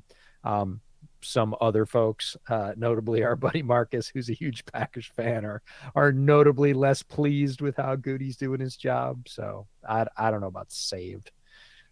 Did you see 27 for the Patriots, Bryant? When Isaiah McKenzie made a catch and he was down on the ground, he literally just stopped and stood over him rather than touching him down. Like, no, what the hell was that? It's like he forgot what the rule was. It's like, yeah, dude, the ball's still live. Touch him. I like Miles. Miles is a good dude, but everybody has a brain fart now and again, including us. All right, 3rd down here. Heavy man coverage in this down for the Patriots. At 3rd and 1, I would imagine we're going to get a 5 or 6 man service here against a 2-back or a 12 personnel look. Yep, we are 1-on-1 outside. And since they're from the red zone here, they could take a shot if they want it. Yeah, no, I'm going to give them the first down. Run. Yeah. So inside the red zone, high red zone for the Bills, I would say we're looking at either switch release, corner and post, so you can hit the pylon. I would say we're looking at smash to the boundary side if they get a too high safety look, which they're probably not going to from New England. Mesh is something they really like against middle field closed man coverage looks here, especially if they're in a trips look. Oh, no, they're under center again. No, they're going. They're running again? They are. Okay. Yeah. Cook is just gashing them up the middle. They're getting it done. This is so different than what we're used to seeing. We need to highlight again. We did it on the podcast this week, but we need to highlight again how much change Ken Dorsey's brought to the offense since the big, we'll just call it the big Allen elbow scare. They've been a different team for the last 2 weeks, and they've found a way to grind out wins, which are not reliant on Josh being an alien. And that is a better thing for the Buffalo football team overall. This is it's going to be more interesting down the stretch, because before it was like, if Josh has a good day, they're going to win. Josh has a bad day, they're going to lose. Yeah. And now that's muted a little bit. He still has to have a good day for them to win, but it's not all on him. He doesn't have to do it all with big plays with his arm and his legs. He can rely on all the talent that Brandon Beane has brought in around him. And that's a good thing. It's a good and healthy balance. It puts more pressure on the rest of the football team, which, quite frankly, when you got Josh back there doing Josh things, it's kind of easy to stand there and just Let him do watch. it. Yeah. You're just like, But here's wow. the thing. Josh, I think, even though it's like, oh, okay, 10 points, maybe they get 17 points in the first half, like, we're used to explosions and loud shiny things from Buffalo where it's like, oh, we got 24 first half points or something like that. loud noises. That's what we're used to. But even if they quote unquote only get 17 here, I think this is a more sustainable approach than what they were doing before, which is like 100%. hope we get a couple big passes and kind of run people off the field early. Like this, I think is what will get them further. Yeah. And the other thing is, Josh can do this with half an elbow. Yeah, because then we're Indefinitely. just make 5 throws a game. That's what we need you to do. Make 5 throws a But game. he can do that indefinitely, which is good. Whereas the other thing is only sustainable if he's healthy. And then if he gets, he knocks his thumb into a helmet, like, oh, now we have to make a change in the playoffs. Not likely going to happen. Here, they're going to have 5 or 6 weeks to get this thing dialed in and know exactly who they are and what they can do when crunch time comes down in the playoffs. And I like you think that is a better thing overall. It's not as awe-inspiring, it's not as jaw-dropping, but it's good football. Now that was Oh, almost that was a quarterback counter bash there that he had to give Reed instead of keeping it. So I'm wondering if they come back to that again, and if they get a keep Reed from Allen, have him take off up the middle. Very curious to see that develop throughout the game. yeah, he missed that last throw because of the elbow. They were talking about this last week and the ability to grip the football. Kurt Warner was talking about this and how much that injury would affect, or how that injury would affect him. And you saw him sort of squeeze it and like get real tight in his hips mechanically and just like chuck it. Rip it, yeah. Like, he wanted to just get it over there, and he can't do the sort of easy arm whip action he could when everything was working at 100%. He got it off. And a touchdown. Jesus. Wow, Okay. what a play. He's still going to be an alien now and again. Wow, what a play by Josh Allen. Flag, though. Yeah. What are they calling here? Defensive holding. Declined. Touchdown. So Buffalo. the Holy impressive cow. part wasn't just, the speed to get out of the pocket. It was absorbing the hit, staying in bounds, Here and you go. then He's throwing looking, it cross-body. And he throws with anticipation because Davis had not even started moving back the other way. Gabe was just coming to a stop and had not yet reversed momentum. So, as crazy as that looks like a see it, throw it kind of spot point touchdown throw, that is an anticipatory touchdown throw from Davis, who hasn't even really finished moving going one way when he throws it. He has to stop and go the other way. Incredible. Wow. Yeah, that's And a see, wow play. You get 5 of those a game to go along with them being able to run the ball, and they're a lot harder team to beat that way. Yeah, but that throw, it's like a 15-yard air throw. Yeah. Like that is not a throw you need to be a super mutant to make, right? That is a timing throw that any quote unquote small arm timing quarterback can make. The physical part of getting it off on platform, not every quarterback can make, but literally as a point to point throw, the distance, trajectory, speed, all that, like it's not an elbow breaking throw. And that's just crafty from Allen and from Davis. Like that's that connection that they have that really started to blossom at the end of last year and has continued on through this year. That's not a play you make if you're not on the exact same page with your receiver and just sort of feeling it. That's a vibe throw. That's well past the design. Like all play has broken down and it's schoolyard stuff. And he just knew that Josh was going to throw it to the open spot. So he was already moving in that direction. If he wasn't, he'd miss it. right? He was already starting to break so he could Yeah. go back the other way. Uh, That's amazing. Jared for $5. Place your bets. Will Russ have more passing TDs this season than bathrooms in his house? He has 12 bathrooms in his house. For reference, Russ has 8 passing TDs right now. So will he get Oh, 5 over the that is a next rough over 5 under. games? I'm going to say he'll tie. He will throw as many. It's a push. I'm going to say it's a push. Touchdowns It's to a bathrooms. push. Well, since you're talking about the bathrooms, it's a push. Shut the fuck up. Yeah, no, I think he gets to 12. Now, the fact that it's Yeah. December and we're like, can Russell get 13 touchdowns? The fact that that's a question tells you a lot. Yeah, it's not happy. It is not happy. JF Soccer 123 for $5. Thank you very much. Hey guys, love the content. Confused Pats fan. Any insight as to why the Pats keep running, man? Feels like it's just absolutely not working.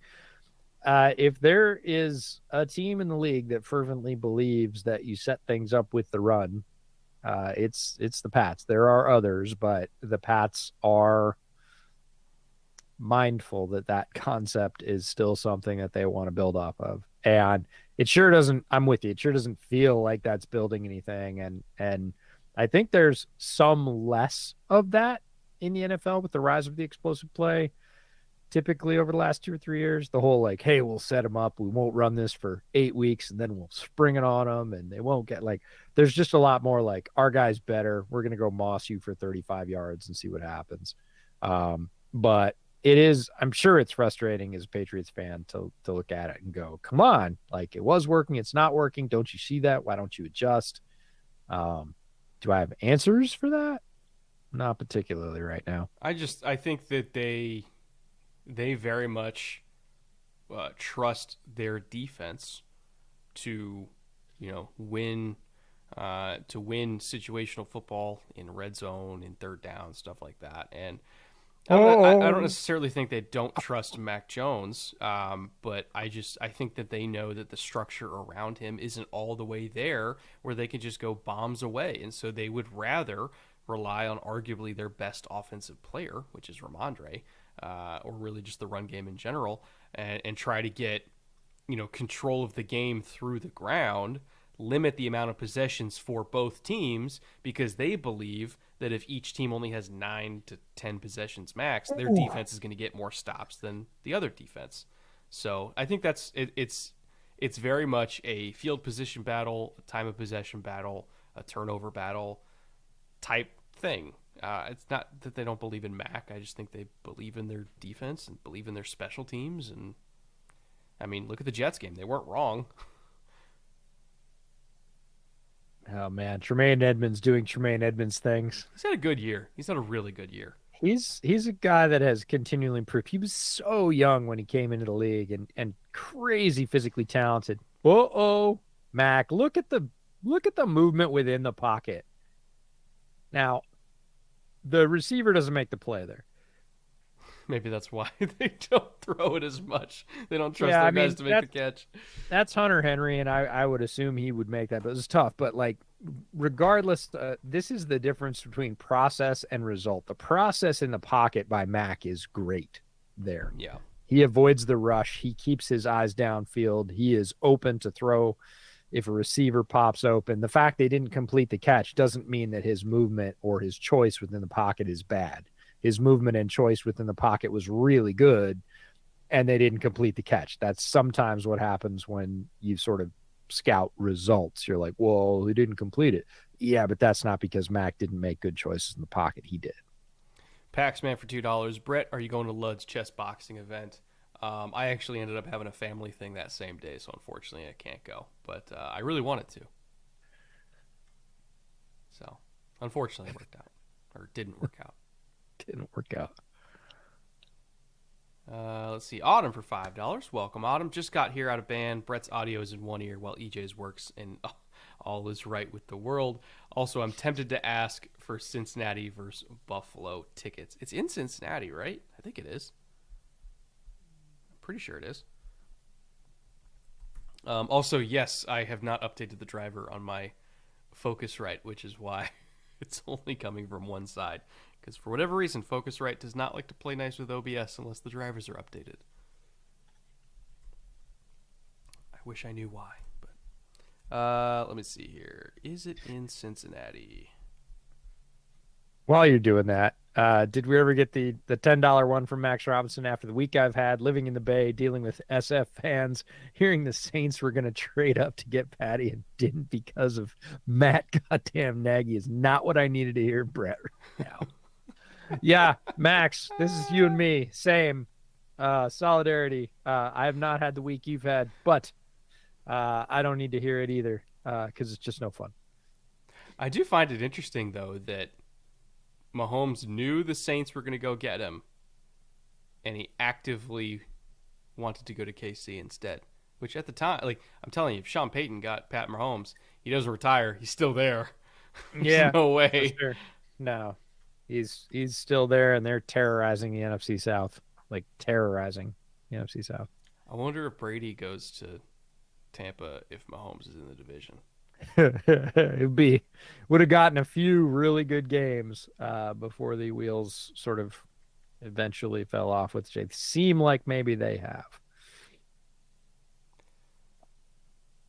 Oh man, these are some fancy graphics from Amazon. I love the fancy graphics. I was just marveling at those, and they're talking about the overall spacing between the tackles and them getting wider on the sets so that they make contact quicker. It's impressive. The value but it does of leave having Andrew Whitworth on your crew. But it does leave some big ass gaps. Yeah. I mean, you talk about being on an island, you are isolating yourself even further. All right, 1st and 10 here for Buffalo. I think if they score here going into the half, it might be game. I don't know that it's game, but it's going to make it. I think the Patriots' chance of winning on the little chance of winning graph is going to be pretty deep in the red. Oh, terrible throw. Should have been picked. I think two Pats DBs ran into each other. Look at Jack. He's like lamenting. He's like, "Why did you touch that ball?" And I'm sure the other DB I think Jack is the one who ran into him. Well, he ran into him, but he really thought he had a clear shot at it. Oh man. Yeah, Josh got away with one there. Yeah, that was a bad Josh throw. And honestly, it's pretty much the first bad Josh throw we've seen, and there's just a couple minutes left in the first half. That's much better than what he was averaging weeks like 5 through 9. Yeah. Ooh, that's the Josh run I don't want to see unless you're just trying to kill clock. Yeah, draw is an interesting call there.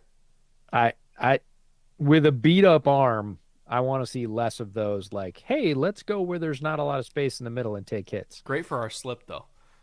Yes, objectively, great for our slip. Silver linings. But as somebody that wants to see Josh Allen play as much healthy football as he can, I want to see less of those runs. All right, 3rd and 8. I would imagine we're either going to get quarters or 2-man here from the Patriots. So let's see what kind of beaters they got for that. It's 3-by-1. Oh, Josh, don't do it. Don't do it. No. I mean, it's just an arm punt. I know it's an arm punt. How is that not picked? Of all the balls not to get picked, how is that one not caught? Yeah, I know that he just wanted to trust Diggs and throw that one up. But not into quadruple coverage. I don't think so, but yeah, McCourty does a really good job to set Diggs's hips on the ground. Fucking 4 Patriots that we just got done saying, oh, Josh hasn't done any of the stupid Josh throws yet. And then he does that. That one was full design, though. That was like they said, we're going to take one shot. It's going to be to Diggs, and he was bound damn determined that he was going to take the shot. He wasn't going to come up with anything less than throwing it. But if you're a fan of defensive back play, what McCourty did there that is really textbook is right before the moment where you have to jump, he sets Diggs's hips. He makes sure to just give Diggs a little jar in the back of the hip so that he can't like jump up and backwards. He's basically leaning forwards and he's got to try and get up an arc, and it just shortens his reach to the Mm-hmm. ball. Mm-hmm. It's a very subtle little thing where he just kind of basically sets him, gives him a little peg right before, and goes, nope, can't go backwards anymore. And then Diggs is basically starting off behind the 8 ball and has to try and jump up backwards and arc. It just makes the catch that much more difficult. Really savvy veteran play by McCourty. One of the reasons he's still doing it is he knows all those tricks and he knows how to use them. Just giving him a little peg. As soon as I said it, I was like, I'm not gonna let you get away with that shit. I was like, it came out, and I was like, damn it, that's not gonna go unpunished. God damn. And I was right. Max Robinson for $2. Brett, please. I'm gonna need a stretcher soon. Oh, we laugh so that we hide the tears, Max. Hide the tears. All right, we should show the slip again because there was request for that. We've got ads, so let's take a look at the slip. So Josh, the rushing total's behind. He should be at 2 there, I believe. So we need 6 more runs from Allen. Ooh. We need 12 more receiving yards from Singletary. He's got 3. I think with that one he just ran, that's maybe 3. He hasn't updated yet. Yeah, that's got to be 3.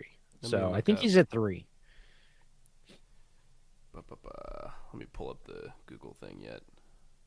Yeah, I've got it. Games, Bills, Pats, highlights, Bills, rushing, Josh Allen. It says 2 for 10 for 5. Yeah, so he needs 6 more carries. It feels like I had 3. I don't know. Oh, I thought you were talking about Singletary had 3 yards. No, I was talking about Josh having 3 rushes. No. He had 2. has 2. He had 2. Yeah, so I need 6 more runs from him. I need 12 more receiving yards from Singletary. I need Stephon Diggs to just stop. I need Ramondre to get 41 more rushing yards. I'm not feeling great about that if they go down even more here. And then I need Nick Folk to have like a Super Saiyan second half, which I also am not super confident in. So we're going to have to put up a very different second half slip. We're going to need to put up a very different second half slip, yes. Kind of the, no betting on kickers in the second half. I'm just going to say that. But I could still make it back with that second half slip. What was that? Oh, to get tipped? It did. That had to have gotten tipped. Yeah, Rousseau with his 9-foot arms. Oh man, I should send you that picture and you should put it up for everybody. What? Keep in mind, I don't know how to do that on OBS quite yet. Uploading images and everything. How are you getting the slip up? It's on a separate window. It's not an image, it's a browser window. So open a picture in a browser window. Yeah, but then I gotta live resize it and everything. It's a whole thing. It's a whole all thing. Right. You think OBS does things simply? No. I actually know that it doesn't. No, their engineers go to work every day and they say, how can we make Brett's life as difficult as fucking possible every Thursday?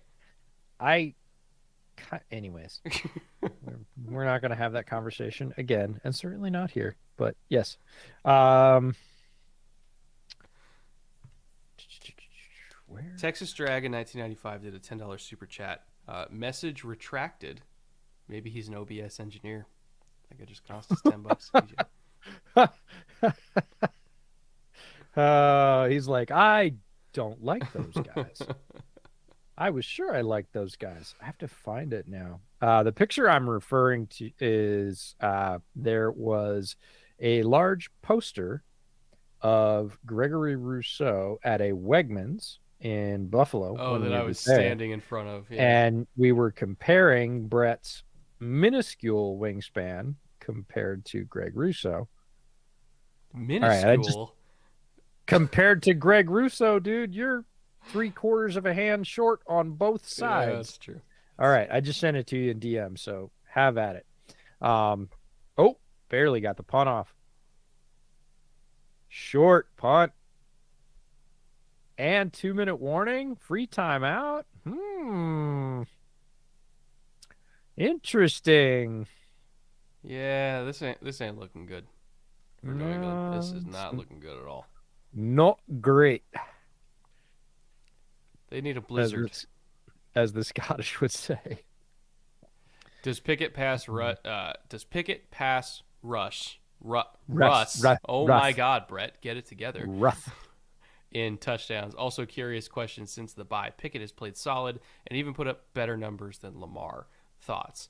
I mean, statistically, sure, there's that argument. I would say in terms of film, Lamar has played out of his gourd recently. Has made some unbelievable throws that with more frequency than I would say Pickett. Pickett's made some really damn good throws himself, but Lamar has like put the entire damn franchise on his back. I would say less so for Pickett, but Pickett objectively has also played well. So I think the Steelers definitely have something there. I think that, out of all the rookie quarterbacks, actually, how many rookie quarterbacks have you been playing? 2? Maybe? Not a lot. So let's just say, let's compare him to last year's rookie class. I would say that Pickett is playing better this year than every rookie did last year in their rookie seasons, except for Mac last year. Though Mac also had a much better support structure around him in terms of coaching staff, because he had Josh McDaniels. I'll give you coaching staff, but I'm not going to give you supporting cast of players. Weapons I'll give to Pickett, but Matt Canada is like actively a detriment. So I would say, I still think that I would rather have Josh McDaniels calling plays. So Mac had a lot going for him last year that he doesn't have going for him this year. Pickett, though, I would say has played better than every other rookie did in their rookie years last year, other than Mac Jones. He's been good. That's all I'm trying to say. He's been good. Oh, Texas Dragons back. My bad on the message retraction. Brain fart, had a long week. Well, I hope you're enjoying Thursday night with us and it's taking the edge off a long week. My question is, would y'all say the Jets are the 49ers of the AFC? Check down QB, emphasis on the run game, aggressive defense. Now that they have Mike White, yeah. Yeah, I mean, the Robert Saleh sort of like, this is how you get it done when you don't have a, high first round pick at quarterback. It does look similar. Rushing attack is varied. We've seen 4 different backs contribute strongly for the Jets, which is very San Francisco like. Weapons I would say are a little bit, well, I'm not gonna even say better, just different. Like Debo is so hard to classify. Mm-hmm. Like he is a great wide receiver in his own right. If you just took his receiving stats like from last year, he would be great. You know what his average depth of target is though? It's like 2.7 yards. Yeah, like he's just a running back with extra steps. That's what he is. It's not a bad thing, but he can play receiver if they'd let him focus on that and be dominant there too. I mean, he is a big, strong-bodied guy that, is nuanced as a receiver too. As nuanced as the top guys? No. More nuanced than some other, get the ball to the guy in space guys that we've not liked as much or not valued as much, like Laviska Shenault over the last couple of years. No, he's more nuanced than that as a wide receiver. So Debo's the sort of wild card, but Jets have some good weapons at wide receiver. Their running back room's really deep. Their offensive line's really good. That all sounds San Francisco-like. And yeah, I agree with you. Now that Mike White's there, he's the picture gets to be a lot more sort of convergent. That Venn diagram looks a lot more like a circle than it did with Zach Wilson there. And interestingly enough, if you put Trey Lance in the San Francisco lineup, he and Zach are sort of the same circle. So yeah. It's a fascinating question. I love it. I'm glad you didn't retract it and let it die. Thank you for bringing that one back. That one deserves some light. I like it. My least favorite moment of last week's Sunday NFL slate was Moose Johnston, who's on the Jets call, who was like, the Jets defense, like they're good, but they don't have any game changers up front or in the secondary. And I'm like, dude, have you watched this team at all?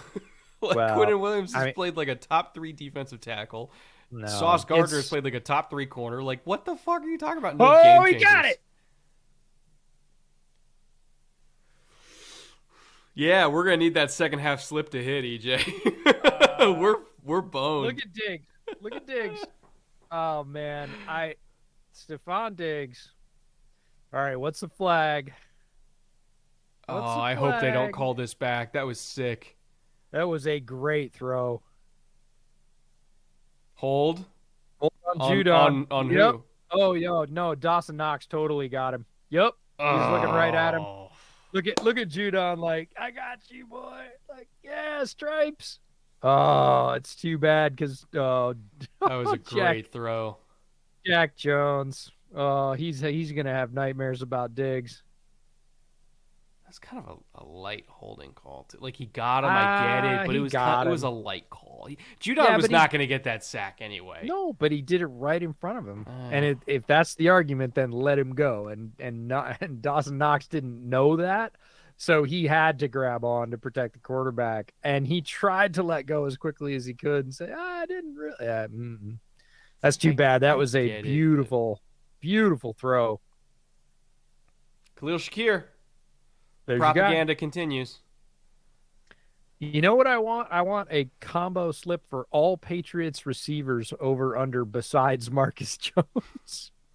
Because so far we have 1 for 11, 1 for 9, 1 for 7, 1 for 7, and 1 for 0. That is the sum total of the Patriots receiving numbers outside of Marcus Jones, 2 for 51 and a tud. And they traded what for Devontae Parker? That is Ooh. So second rounder for Mo Sanu, first rounder on N'Keal Harry, second rounder on Dobson, third rounder on Devontae Parker. By the way, DK Metcalf was on the board when they took N'Keal Harry. Ah, shit. Yeah. There are some franchises that can't miss on certain players. They're the anti-Steelers. I swear they to are God. 100%. They don't understand receivers at all. Matter and antimatter. Steelers over here, and strangely enough, Bengals in the same division. Steelers and Bengals over here. Patriots over here. Like I don't. They don't either. I don't get it. They don't either. Oh man. Oh, 55. Oh my God. Sign that up for shot of the week. Holy shit. What a move. Who's 55? Matt Judon is a. Oh, it was Uche. It was Uche. Man. Yep. I was going to say, Uche's had a flamethrower coming off the edge. Yeah. Uche has had a good game tonight. It's not necessarily flashy, but he is beating the brakes off Kissenberry. Look at that jump. Look at the bend. Look at the bend. That was a nuts move. Yeah, and really great from Uche to find the ball. He gets his left hand on him, and he is scoping with his right. Watch his placement. He is scoping to get the ball and to avoid the penalty. And Ramondre takes off. So you get a little bit there. Yeah, great rush by Uche. Could be a changing play. The Patriots have enough here. They got 2 timeouts, 1:02 left. Not the longest field, but I loved him at Michigan. He was so fun. Yeah, you were bigger on Josh than I was. I liked Uche. You loved him. It's one of those where it's like, oh, you got a dominant edge rusher that also they threw at Mike linebacker to run with receivers down the pole in Tampa too. Like, okay. He's fun athletically. There's no other way to put that. Yeah. On the overall, I was a little less high on him than you were, but I still liked him. People are like, oh, you do. Because again, we're in that binary space in the sports medium where you either love a guy or you hate him, and there's no in between. I'm like, no, I liked him. I just didn't like him as much as you did. Yeah, I thought that he. Tremaine Edmonds, snuff again. He's having a great year. Snuff. I thought Uche coming out was very much in the mold in college of what Micah Parsons does now, where it's like edge rusher, but also if you need a really athletic linebacker for a certain coverage look, you throw him back there and he'll do that too. Very which excited is to why see we Pete. loved his landing spot with the Patriots. We thought, hey, Because he if would do that. anybody's Yeah. if anybody's going to use this varied skill set to its maximum, it'll be Patriots are one of those teams. Ravens would do well with it as well, especially when he was drafted. So there are certain teams where we felt better about that. We were happy he landed with the Patriots, and he was just quiet for a while. He did not make a lot of noise right off. All right. So 34 Oh man, seconds. Third down. Where are we at field position wise? 35. I could be wrong about that. Probably am. Oh, look at that. So I think we get a field goal out of this, maybe. That's what I was thinking. Be great for the slip. Oh, okay. The It's a Tom sneaky Brady, sneak. the Tom Brady can't miss on quarterback sneaks reverse curse has carried over to Mac Jones apparently. I don't know why. Why was he trying to not take time out there? I don't He know. was trying to go and hurry up. But it's like, And dude. what? Spike it, reset and spike it on a short. I guess. Oh, look at Kessenberry again. Just grasping at air. I know. I feel bad for him because Uche, he just airballs the punch. Yikes. What great dip. When we talk about bend as a pass rusher, That's it. That's what we're talking about. Like, that's bend. He just lowers the shoulder and makes the target go away completely. What Kessenberry was trying to hit went away. He just airballed that completely. And at that point, as an offensive tackle, you are extended. Your primary weapon is spent, and you're playing catch up. You're going to hold that guy. You're going to try and drag him down if you can touch him because he is under your elbow and gone. No, didn't get it. Close, but Close. No cigar. But hey, we didn't spend a third-round pick on Devontae Parker for him to come in and make clutch catches, did we? No. I'm just going to keep needling that until... You are. Oh, Hunter Henry makes a very small catch.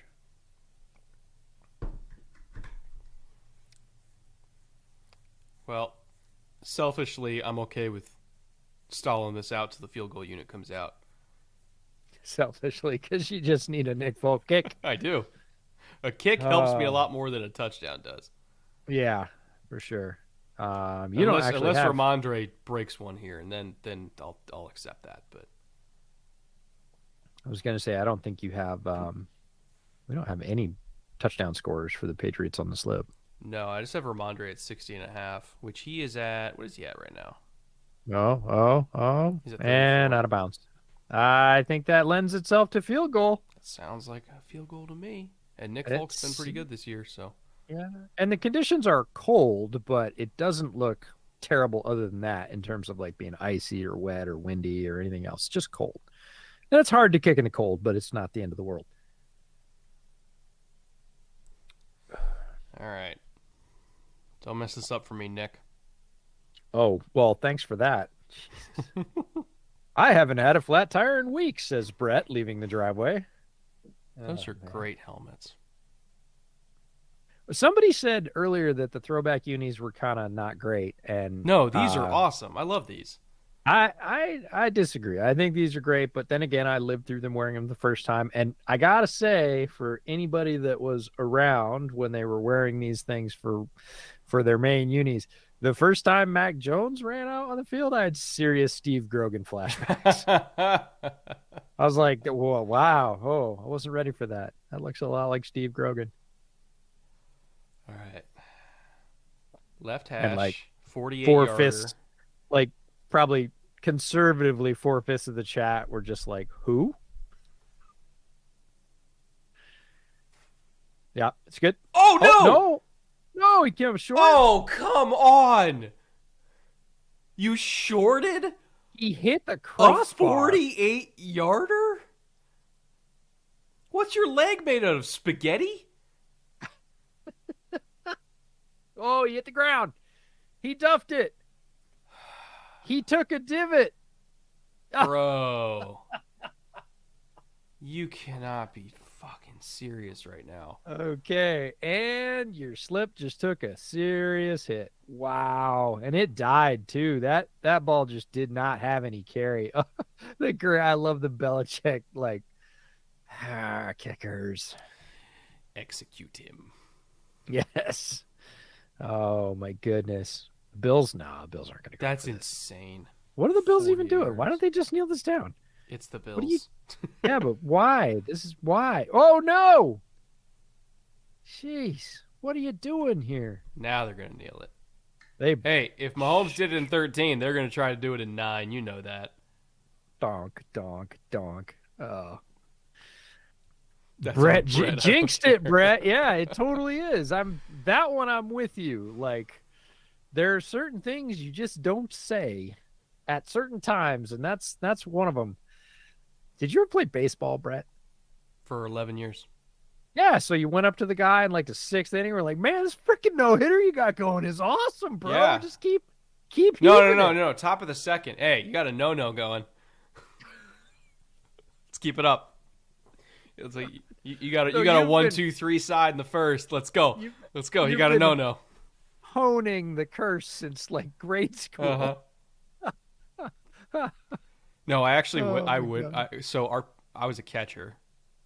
Yeah, that's funny. I caught too. And I was larger than a lot of other kids growing up. I peaked early, so I was a catcher and I was a pitcher because I had an arm.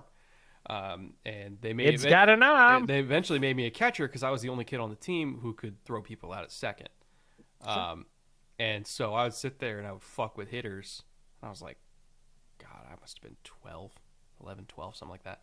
And I'd fuck with hitters because this was like the first year that we were allowed to throw breaking balls. I think it was when we were 12. Yes. Yeah, 12. And I'd sit there and I'd be like, look, I just want you to know he just learned how to throw a curve last week. If this hits you in the face, I'm really sorry. And you'd see kids just start backing up and they would be so scared in the box. They'd be like, look, he just figured out the slider this morning. I'm really sorry about your leg. And oh my God, these kids would be terrified. And Like Bull Durham, man. You're just like, hey, oh my God, they couldn't I function. don't know where it's going. Hit the mascot like half the time. I don't know where it's going. I'll be honest with you. They could not function. I'll tell you what, I was responsible for so many of our low scoring games because Your these kids strikeouts, were yep. in their own head. You're just Now, I framing. wasn't lying. Like our they couldn't throw a curve to save their life, but they also couldn't hit it either. So, and I dedicated my life back then to having like a Barry Zito 12-6 because that was like what everybody wanted growing up. That was decent. All right. So see, halftime slip for second half. Josh Allen over under 120.5. I'm going to go under there. Mac Jones 120.5. Rushing and Passing. rushing, Just just passing. passing. Okay. Actually, I'm going to go over Josh Allen at 120.5. I'm going to go Yeah. under Mac Jones at 120.5. You agree? Oh, under for Mac for sure. And man, that's the thing about Josh, right? Like no Dawson Knox holding penalty. He hits well over half of that on one play. Yeah. I mean, that's the thing with Josh is like he can still do it. They're asking him to do less. I would rather be wrong over than wrong under. Of course, every time for you. The Mac one under for sure. What are some others? That's out there it. That's all we got. Just quarterbacks. Okay. Well, yeah. Then if that's what we got, that's what we take. Yeah, I would agree with both of those. So, all right, over 120 for Josh, less than 120 for Mac. And then we're still in the fight for the first half slip, but I don't think we're going to hit the full 500. Probably not. You bet on a kicker, man. What do you want? Texas Dragons keeping us honest says y'all missed a great question about D'Amico Ryans in the super chat, but even before we get to that, I need to do something of great import here since this game's sort of dragging along a little bit. Go get it's a fun game. beer. Well, I need to do that for sure, but I'm also going to open it up to chat as to what shot I should take. I'm taking one shot in the second half, and I'm picking the options. You don't get to go outside the box. So the options I have upstairs, readily available: Buffalo Trace, Pendleton. I've got some Black Barrel over there. I think I have one more in the cupboard because I drank the Ghost Owl at Thanksgiving. I'd lean Pendleton. Grangestone, which is Scotch aged in bourbon casks, which is pretty good. So those are your choices. We got Buffalo Trace, Pendleton, Jameson Black Barrel, or Grangestone bourbon cask finish. Those are your choices. I will take one shot of one of those. And yes, I'm doing it over ice. All right. Absinthe. No, absinthe, not an option. I see Sorry. two for Buffalo Trace. I think Buffalo Trace has the most name recognition. The last one. Yeah, the last one's actually pretty good. Grange. Buffalo Trace, Grange. Oh, Grange is the last one. Grangestone. Yeah, that stuff's good. It's really affordable too. I like that part Water. Water. No, I got water right here. I got one of Brett's all-time favorites, Key Lime. Do you have Di Serono? I do not have Di Serono. I've seen a lot of Grange. Yeah, I think. Can you start a poll? I don't know. Can you do a poll? I don't think YouTube chat directly lets me do it. I might have to. I think like a third-party streaming software might let me do it. I don't know if I can do it directly in YouTube though. All right, everybody's Grange, Guinness. No Guinness.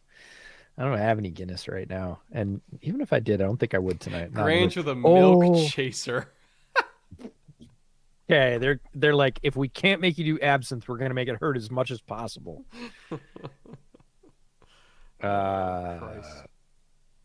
All right, do an Irish car bomb. No, I will do something different than that. Maybe last stream of the year, but it's close. Remind me that I said I might do something like an Irish car bomb, because not an Irish car bomb, but it's close. Similar to an Irish car bomb? Yeah, it's similar. Okay. It's fun. I'll make you do one too, because you'd like it. Okay. I'm down. All right. Sprite cranberry with milk chaser. Let's make it all curdle. No. Last one. Haven't seen that before. Okay. It sounds like Grangestone is the winner for the shot. I will get Grangestone, but I'll bring a fun beer. I'll bring a Christmas beer because I was drinking regular Kokanee, which is not even really Kokanee anymore. It was purchased and now says brewed in the USA for the freshest taste, not in BC where it used to be bought before it was purchased, or used to be produced before it was purchased. No, I will bring a fun beer to go with the Grangestone shot, but I'll be back in a minute. I'm going to rip through super chats. Yeah. All right. Back in a bit. Matthew Wright for $5. What team do you see D'Amico Ryan's coaching next season? I would say he has a real shot at Indy. If I was going to guess, I would say Indy would be the first place to call him. Carolina, maybe. If the Texans' job is open, I think that he would be very much intrigued with going back home to Houston. Or I say home is where he was drafted.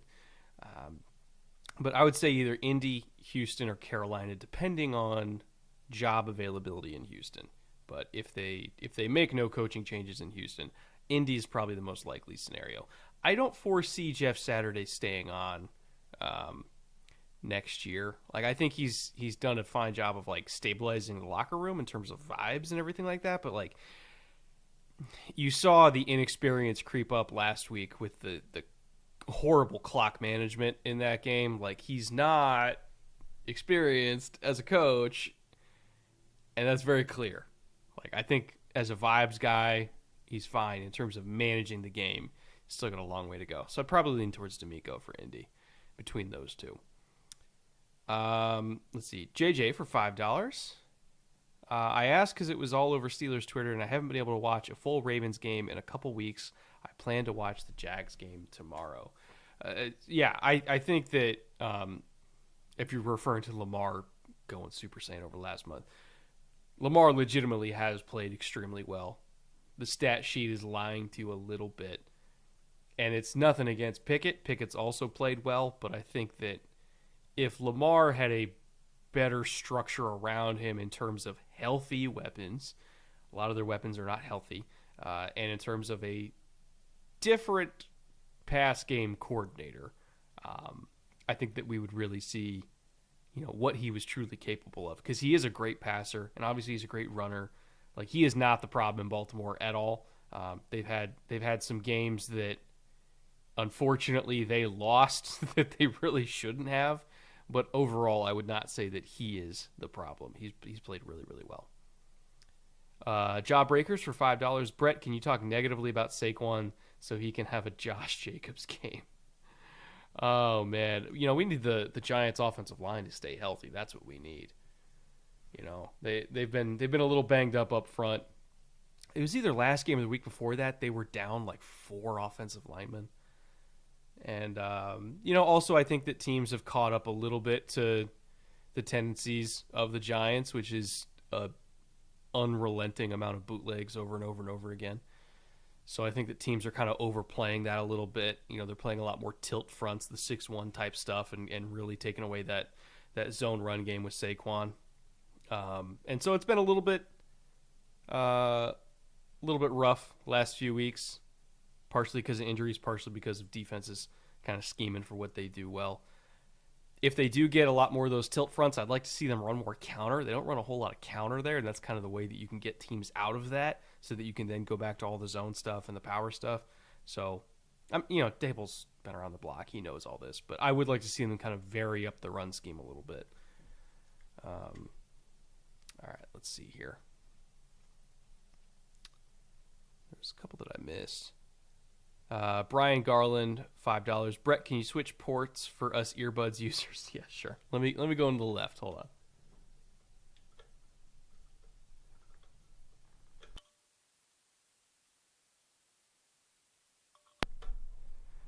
All right. I'm back on the left. Just for people that are on buds. Give your right ear a break. Let me know if you can hear me in the left, by the way. Or maybe magically this is all fixed. Who knows? Also, what's with teams' horrible end-of-half clock management against the Bills? Lions last week, now the Pats. I think that teams are just very cognizant that the Bills can score quickly. And so sometimes they kind of overthink themselves in terms of when they want to use timeouts, in terms of when they want to work the boundary, everything like that. I just think teams are very well aware that 30 seconds is kind of all Buffalo really needs. And so sometimes they just kind of get in their own head and they almost try to like nail the timing of like, oh, we have 4 minutes. Let's do this 4-minute drive and then, make sure that they don't get the ball back. And Sean Payton was on Coward a couple weeks ago. Or no, last week. And talking about the 4-minute offense and how it's so hard to execute because he's like, look, I know how to score field goals slow. I don't know how to score touchdowns slow. Like, you can't just time it so that you score a touchdown with 5 seconds left. You can time it so that you can score a field goal with 5 seconds left because you can call runs, you can keep the clock going, like everything like that. But you can't really score slow if you need a touchdown. So it's a tough thing. It's a tough thing in terms of trying to manage the clock against the Bills. If it was up to me, like don't even try to bleed the clock. Just score. If you can, just score. Because if you try to get cute, you're going to lose. Let me see here. Scroll. Max Robinson, $10. Despite the fact that I hate the very concept of the Falcons existing and it pains me to see Mariota over there as an Oregon fan, it seems like it should be Ritter time. No, should at least see what you got. I agree. Like, I get they're in the playoff hunt and everything like that, but even if they make the playoffs, like, they're probably going to get waxed in the first round, if we're being honest. Like, if they're going up against Dallas, if they're going up against Minnesota, Philly, one of those top 3 NFC teams, like, if the 49ers are getting rolling, like, is Atlanta beating them? Probably not. So I get it. You're in the playoff hunt, but they really need to see what Ritter is in these last 5 or 6 games so that they know how to approach the draft and free agency. And I think that, you look at where Atlanta is right now, and you look at where Chicago is right now, like, Chicago's clarity of, like, yeah, Justin Fields is the fucking guy. Like, they're going to approach the offseason differently because they know he's the guy. If Atlanta throws Ritter out there and he looks the part, they're not even going to worry about Bryce Young. They're not even going to worry about C.J. Stroud. They might ransom a pick, or actually, they probably won't be high enough to ransom a pick, but they won't ransom their own picks to go up and get those guys if they think Ritter's the guy. So, yeah, I'd throw them out there so that they know what to do in April, because right now, January doesn't matter. April does to me. What say you, EJ? Oh, I was watching all the Amazon Prime sort of first half stories, and they were talking about Stephon Diggs being the first Bills player with 10 plus touchdowns in 2 straight seasons. They were talking about Marcus Jones basically being one of only 2 Patriots players ever to have a, more than whatever it was, 50-yard TD on his first touch. And the other was Steven Starring in 1983, who I don't even remember. Like, I was watching football at that point, but I don't know who that was because I didn't watch football then like I do now. Anyways, I ran upstairs. I got Grangestone because that seemed to be the winner. This is Grangestone Highland single malt Scotch whiskey, and this is the bourbon cask finish double maturation, first stage, second stage. Did bring some ice for that, and then the aforementioned fun beer, one of my all-time favorite holiday classics, Ninkasi Slayer, spelled and slay. And it is their roasty toffee malty winter ale. It is 7.2% by volume, so it is not something you have more than a few of unless you are staying at that party overnight. But good stuff, and one of my favorite sort of Christmas / holiday tastes around. And as soon as I see it in the store, I always pick up a 6-pack because, again, you're not going to slug them down, but it is nice to have a few in the fridge. So those will be the second half beverages. But this Grangestone is great. I bought this as a little like try bottle because you can see it's wee. And it's been really awesome. It's pretty versatile. It's fine drinking it straight like this. Oh, there you go again. That's oh Mackenzie. My God. Did he just trip trying to make the tackle? And Ooh. Yikes. Anyways, I'm going to let that ice up a little bit. And then I forget who it was, but I'm going to look back and see because it's important. Brad Gilbert said EJ was spot on. Kokanee is brewed in Creston, BC, and nowhere else. Damn corporatism. Yes, indeed. When it was brewed in Creston, it was ideal stuff. I drank quite a bit of it at that point because I used to work in Canada at that point, and it was sort of just the go-to thing that you could find everywhere that was great. They have a lot of other great beers. Shout out to Alexander Keith's, both green and red. I tend to be more of a green guy myself, but all kinds of great beers in Canada, obviously, but Kokanee was the sort of, you can find it anywhere, and it's real reasonable. Oh, he doesn't want you to have it. He doesn't want you to have it. He's dropped That's 2 tonight. I know. 2. That's terrible. That's why they traded for Hines. Yeah, Singletary's on our slip for receiving. This is why they don't throw the ball that much, is because even on, these are pretty simple patterns. Both the patterns he dropped. That is a simple swing pass. Like, as a swing pass. They drafted Cook for that. So what, like, if you drafted Cook for that, why is Singletary on the field for it? Right. I don't know. Yeah.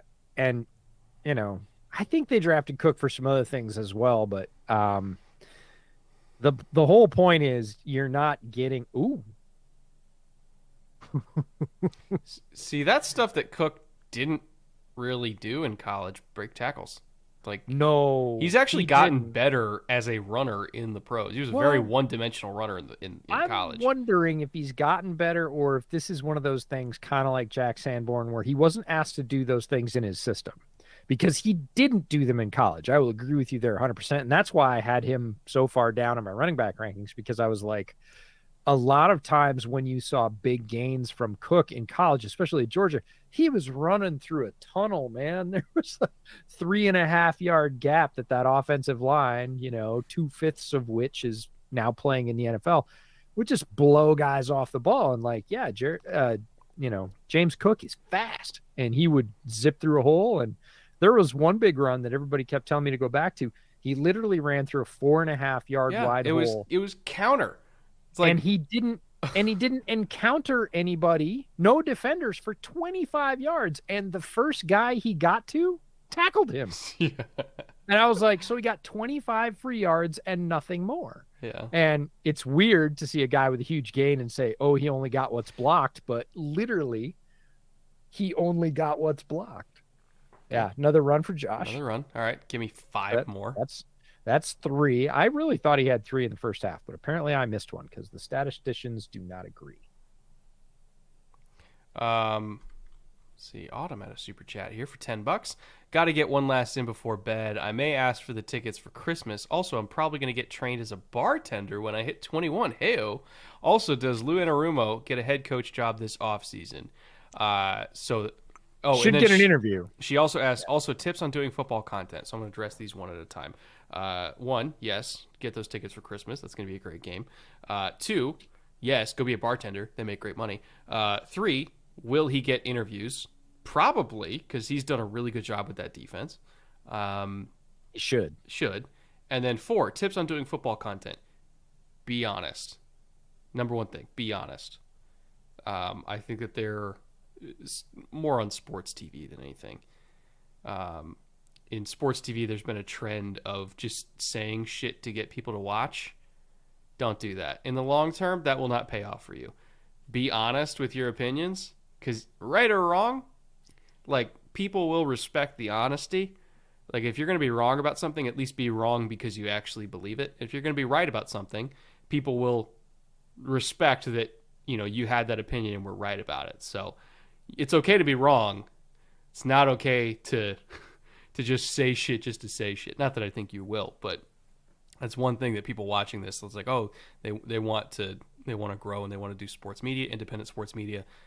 Never lie to your audience. And by that, I mean, don't lie about what your actual opinion is. Just say what you believe and, let the chips fall where they may. That's the best advice I can give. Don't tell them that absinthe is good as a shot. I don't. No. Acho, cough. Yeah, he's, he ain't the only one. Trust me. Yeah, I was gonna say we can say that about a lot of folks. And again, they're making bag. They're doing it the way that they have to live with that at the end of the day. They have to go home and say, this is what I want to do. And Brett and I spent a lot of time talking about football, and that is a joy. That's why we got into this. We spend a little bit of time talking about the business, which is how we want to progress and where we want to go. And we also spend quite a bit of time talking about how we want to talk about the things that are interesting to us. Because just having things that are interesting and being very knowledgeable and understanding them is one thing. Communicating them is another thing. Mm-hmm. And we're intentional about that. Now, do we always hit our marks? No, just like everybody else, we have swings and misses where we tried to say a thing and it just didn't work out, or we didn't get the focus we wanted, or whatever else. But we talk about it. We go back and forth about it. We go back to the lab and say, hey, that, it was a good idea, but it didn't really come across. Or, we really missed an opportunity here to do this. Or, man, that was great. How can we do that particular thing or approach again?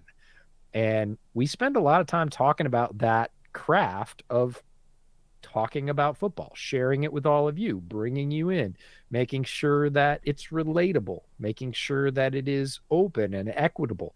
And again, we're not perfect. We don't hit all that stuff, but we think about it a lot. Mm-hmm. And I would encourage you to do that. So don't focus so narrowly on your content and being good at whatever it is you're going to be good at, diagnosing coverages or understanding run fits or whatever it is that you're going to be good at, draft analysis, and forget about honing the craft of how to talk about it, how to communicate it, how to share it, how to package it, how to make it interesting, how to hold an audience, because that's a whole different thing, and it is a thing. Yeah, no, it's an art and a science and a business all in one, and it's a very weird combination. Here. It is the weirdest job I've ever had, but it is enjoyable. What are your thoughts about Matt Rule to Nebraska? I actually like Matt Rule to Nebraska because I think he was a great college coach. That's why, we both thought it was going to work in the NFL because he turned around multiple programs. But some guys are just better at that level. You know who's exceptionally happy about Matt Rule to Nebraska? Who? David Tepper. Does he not have to pay him anymore? Yeah, he cuts about 30 something million Oh, off his bill. whew, Ramondre. Yeah, Ramondre doing Ramondre things, which is awesome. I really like Ramondre. I think he's a really good running Ran back. his ass over. Yeah, social media analyst. Yeah. Oh, I love that. I love having a smart audience. That's the best. I do think that Matt Rule is going to be given a lot of resources by Nebraska, and by that I mean their boosters to go buy as many players as possible because Nebraska's got deep pockets. They're a blue blood. But also people saw Lincoln Riley spend an ungodly amount of money and get to the playoffs in 1 year. And so I think that they're going to give Rule a blank check and say, go pay for a bunch of kids to transfer from insert ACC school here. And I think he's going to go do that. You know what I'm excited about for Rule to Nebraska? I want to see Nebraska be good again. Like when I was growing up, when we're talking about these, I grew up in an OU household, so I could take it or leave it. I'm sure you have different allegiances. I had no skin in the game. I was a kid growing up in the Northeast for the most part, and I just grew up in an era of dominant Nebraska football, right? Tommy Frazier and the Big Red Machine, like that was a thing. Like early 80s Nebraska football was a whole freaking vibe. And they were good and they were scary. They were physical and they were fast and they had the black shirts on defense, and it was a thing. And then it just eroded and eroded and eroded and eroded. And it got to where we got with like Scott Frost and everybody's like Nebraska's a guaranteed W if they're on your schedule. And that is just such a fall from grace. I want to see a return just for Nebraska, because the other thing about Nebraska football, it is the only game in the state. Yeah. Right? They don't have a hockey team. They don't really have a big time baseball. Like Nebraska is Nebraska football. If you're into sports in Nebraska, you are a Big Red backer. And, now with the internet, it's a lot easier to be connected to some other team somewhere else in the country. But like, it reminds me of what we saw when we were in Austin, right? If you grow up a Longhorns fan, you are a Longhorns fan. That's that. And if you grew up a Nebraska fan, you're a Nebraska fan. You're never going anywhere. And I want to see those fans rewarded. I want to mention that Ramondre carry where he dragged an entire pile of human bodies 10 yards. It was a second good one in a row. Yeah. Ramondre is the guy off this offense that I would, outside of the offensive line, that I would take as hey, this guy can really get it done. Ooh, great blitz pickup too. That's my shot of the week right there. On Milano. Yeah. So I'll what a pick. Yeah. Did Poyer keep his feet in? He thinks he did. He came out of nowhere. Yeah, that's what Mac's saying. Oh my God. That's what Mac's saying right now. Zoom. Where did he come from? That is amazing. Great. All right, one down, two down. No, he's in. Yeah, that is ballerina stuff. That is incredible pick. Look at Mac. He's like, come on, the NFL sucks. That never happened at Alabama. Nobody did that. Oh, that is a big time play by an underrated player. Well, formerly underrated player. Poyer has, I think, ascended to full recognition status in the NFL, but up to about a year and a half ago, you could say Jordan Poyer, and people were still just like, oh, he's a guy. I was like, a little more not a guy. A little more than that. He is not just a guy. Oh man, my aunt is jumping up and down right now. Shout out to Aunt I if you're watching the stream. She is off the couch at this point. She loves Jordan Poyer. Loves Jordan Poyer. And that is a big time play. Big time play. Miss Super Chat, but what do you think will happen with Zach Wilson now that he got benched? Will he get another chance with the Jets, or will another team take that chance? I think it just depends on what's happening in the locker room. I think that's the reason why I got benched in the first place, is literally just him saying, no, it's not my fault. I think that if he didn't say that and if he handled that answer better, he might not have got benched, to be honest. But it really just depends on can he win back the locker room or not. And if Mike White keeps winning, yeah, he'll probably go somewhere else because it's hard to come back Oh, from that. It's really wait hard a to come minute. back from that. Why is it Patriots ball? Chad says Patriots have been bailed out. On what? They What say he call lost kept Captain B? control going out of bounds. Lost control, like didn't complete the process of the catch. I'm about to lose control. Oh man, that is not fun stuff. That's I didn't. okay. I didn't see a Big replay that. I assume there's a replay that showed it. no, I but didn't see I one. that's a big sigh right there. That sucks. That sucks. That's not fun. Um, that's not fun at all. That was a beautiful play. I'm sorry it didn't get. I'm sorry it won't count. Put it that way. Wow, Patriots barely got that one off too. Ooh, ooh, huh? Man, 41's having himself a night on special teams.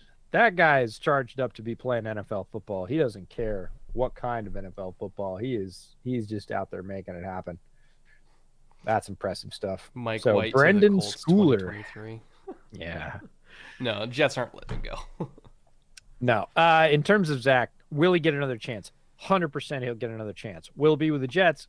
Not so certain. We'll see. Could be. Like I don't think they're out on him. In fact, Salah sat him down, as you have to do with sort of any high-end draft asset, and go, look, it ain't over. You know, if Mike White gets hurt, you're coming back in. Like, be ready. Go get better with the time. That's what this is for. That's the message as a good head coach you should be sending. If you're a bad head coach, you're like, you're trash, go sit. And then inevitably, when you have to go back to that guy later in the season, you're like, so what I said about you being trash, heat of the moment. Yeah, no, Robert Saleh sat him down and said, you will get another shot.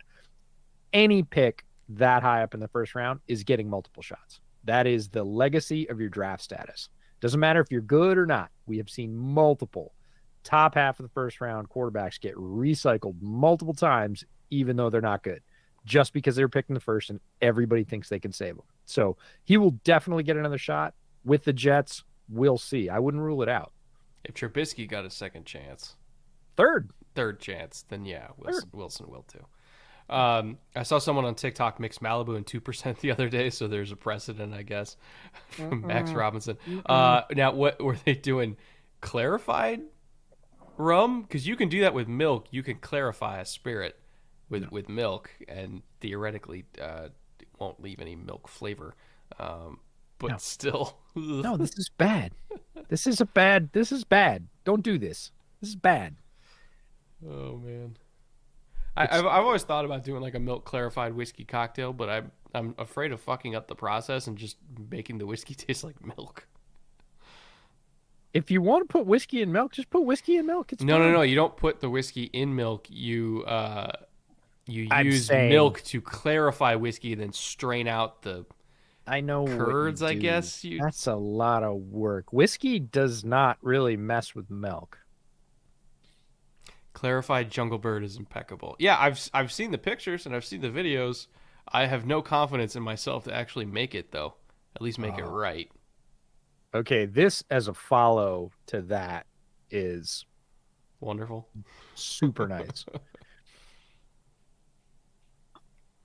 I think it's because, again, bourbon cask finish, it's going to pull some of that caramely taste out, take a little bit of that burnt taste off the scotch, and then you have this sort of toasty, malty follow-up to that, and it just all sort of works together. So another 12 personnel run. Getting 7 yards to boot. Love it. Boston University? Yeah, Terriers. Shout out to my mom's alma mater. Your mom went to BU? Yeah. Oh, one of my good friends went to BU. How about that? There you go. There's like 25 colleges in Boston. It's crazy. Yeah, within like a 5 square mile. People say, "Oh, I went to college in Boston." It's like, okay, you're gonna have to specify. Be more specific. Yeah.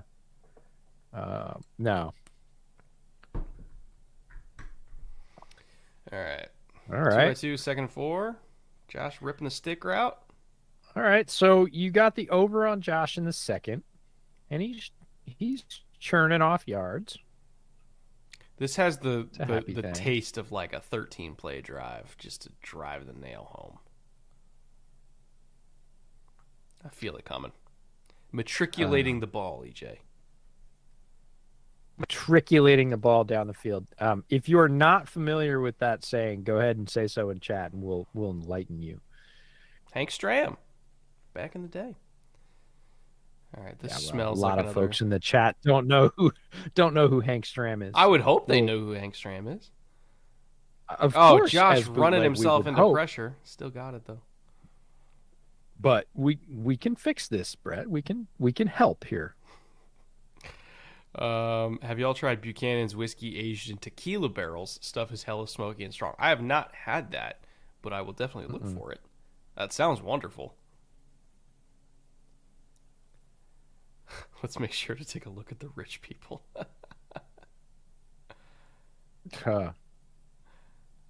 Did Josh step on his ankle wrong?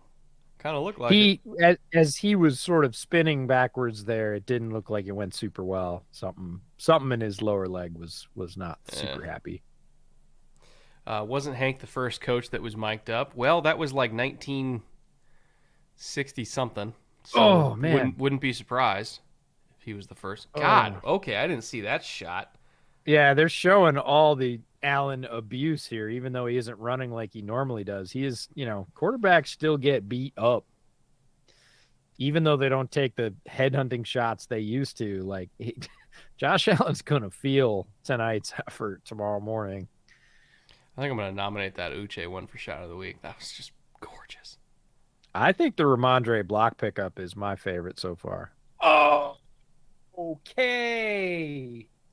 What a throw. Holy cow. Another flag down, though, so I don't trust it.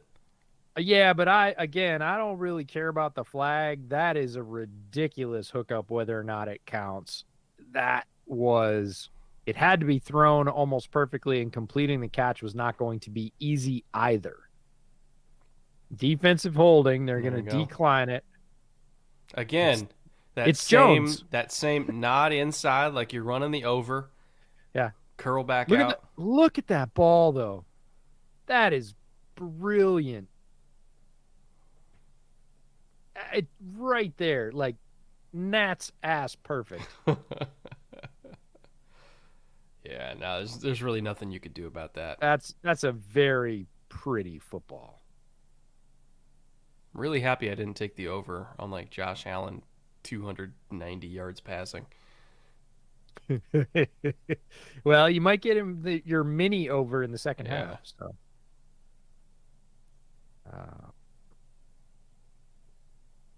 They're doing a thing on the Diggs trade.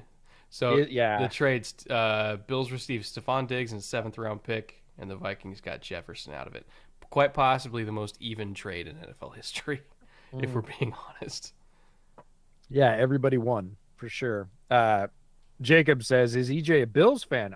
EJ's entire half of dad's side of his family grew up in Buffalo, so I've spent a ton of time in Buffalo. A lot of relatives there. All my cousins grew up there. Love the city of Buffalo, and got to introduce Brett to some of their charms on the recent trip that we made back there for the Packers game. And I like watching Bills football. Are they my team? They're not. They're not my team. They're my dad's team. They're my uncle's team. They're my cousin's team. They're my aunt's team. They're the Rock Pile Reports guys' team. Like that, they're Bills fans. I'm a Bills appreciator. I like watching Bills football. It's fun. Am I a Bills fan? Not really. I'm a Bills observer. Yeah, I'm a Bills liker. Like I like the Bills as a franchise. Even if you have a particular team, and there's probably some other team in the NFL that you're like, I don't know. I like the cut of their jib. Like I think they run their ship the right way. I think they cook good food at tailgates. That's what I care about.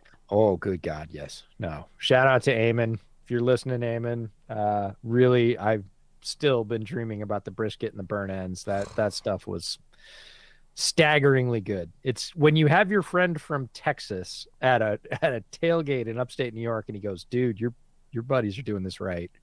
Yeah, you're a happy dude. 2nd and 2 here. After a nice little dump off to Cook. Cook's actually been pretty active tonight. Maybe we get a run here. Yep. Move the chains again. Running through contact. I swear, Cook just looks like an entirely new back. I really love that. I think he's developing. And again, they're asking him to do more than he did at Georgia. And I think that's always fascinating. Oh, player hurt. Is that not? I think it was Questenberry. Oh, or no, it is Knox, I think. Yeah, I don't think it's big enough to be Questenberry. Mike Butler, EJ, is your second team Buffalo or Seattle? Yes. I don't truly have a second team, but I also appreciate watching Seattle. I had Seahawks season tickets for a couple of years. The last 2 years before Holmgren went to the Super Bowl versus Pittsburgh. So not the season they went, but the 2 seasons before that. So really familiar with the Hawks. Yeah, my first professional football game ever was the Seattle Seahawks, 1979, in the Kingdom. Our like Pee Wee football coach took us because tickets were like $7.85 or something. So he took like 20 of us, and we all like loaded up in vans and drove down to the Kingdom and went and saw the Seahawks play. So that was my first and only professional football game for Zorn years, right? Yeah, for sure. Yeah, Zorn, Steve Rabel, who's the broadcaster for the team, was there. Yeah, a lot of OG Seahawks from the very beginning, and but then I didn't go to another pro game for a long time. Like I did not witness another game in a stadium for many years. But you never forget your first, so there you go. And in those days, it was okay because the Hawks were an AFC team. Yeah, that's true. Before they switched over. When I was a Bears fan, it was like, that's all right. Seahawks can be the AFC team. Now they're an NFC team. It's not quite so clear, but I truly don't have like a true second team. Like I'm a Bears fan, period. I like lots of other good football. It's why I do this channel. It's why I do Bears over Bears. It's why I do the draft, is because that's my entry into knowing the whole league. And I like to see good football played. Last weekend, great example, Bengals Titans. Don't really I like things about both of those teams. They played a very enjoyable football game that was instructive as to how the playoffs might play out, as to how they might play against other teams that are in the playoffs. It was just a fascinating football game. It was just fun. And I like good football. That's what I like. That's my second team, is a good football game. And I don't care if it's North Carolina A&T versus, Texas A&M Commerce. Like, I don't care. Like, if it's a good football game, I'll watch it. Ryan Milan for $5. Finishing up my first semester at FSU. All A's. Totally bragging. Well, congrats, Ryan. Was wondering if y'all have watched any of their games, in particular Jordan Travis. I have not watched Jordan Travis, but I have watched a little bit of Jared Verse. Get ready for the draft. He's a fun one. Really nice edge prospect. A lot of people looking at him as a potential first rounder this year. Wouldn't be surprised by that.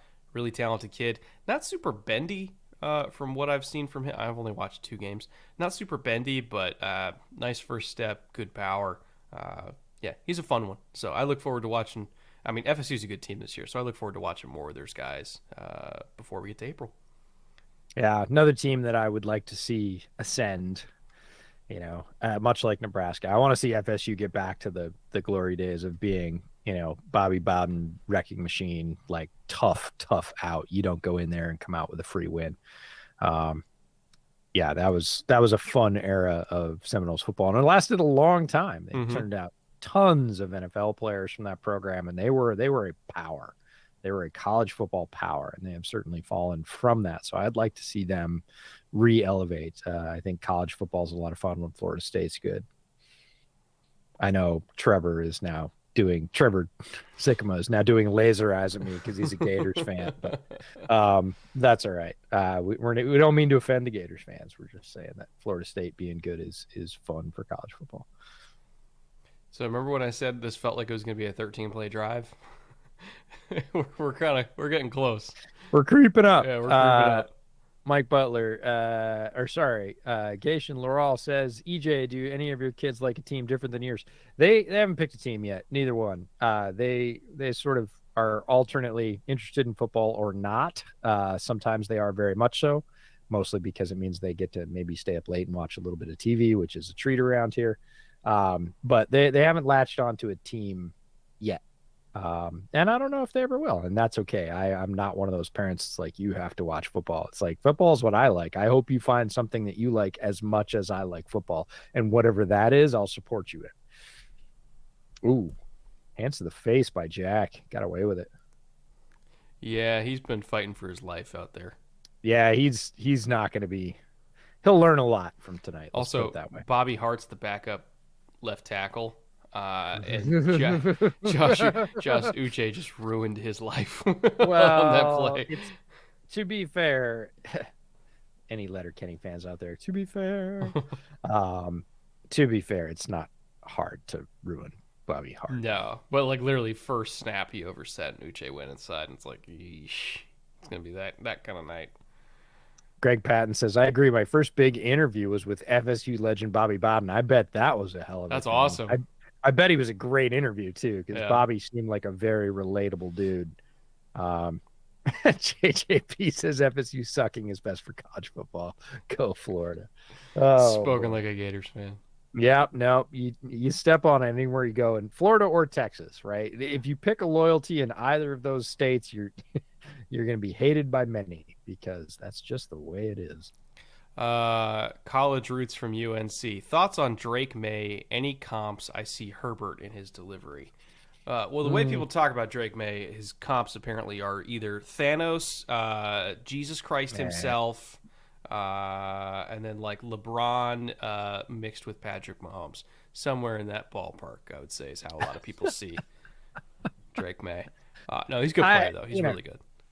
He's a really good player, and I think, again, we're talking about next year probably. And, it's, if you talk about Caleb Williams and Drake May, Caleb Williams actually is Thanos. Like, well, Caleb Williams good. is likely going to win the Heisman this year, especially after last weekend. His odds went to like what, negative 1,500 or something. He's going to win it. He's going to win it. No, Like, I mean, it basically made it after last weekend. They were like, you can't bet anymore. It's over. Yeah. But he's going to be the guy with all the expectation because of that. All the press, all the crazy highlights. Like, and I'm not saying he's not a good player. He is an amazing and awesome and excellent player.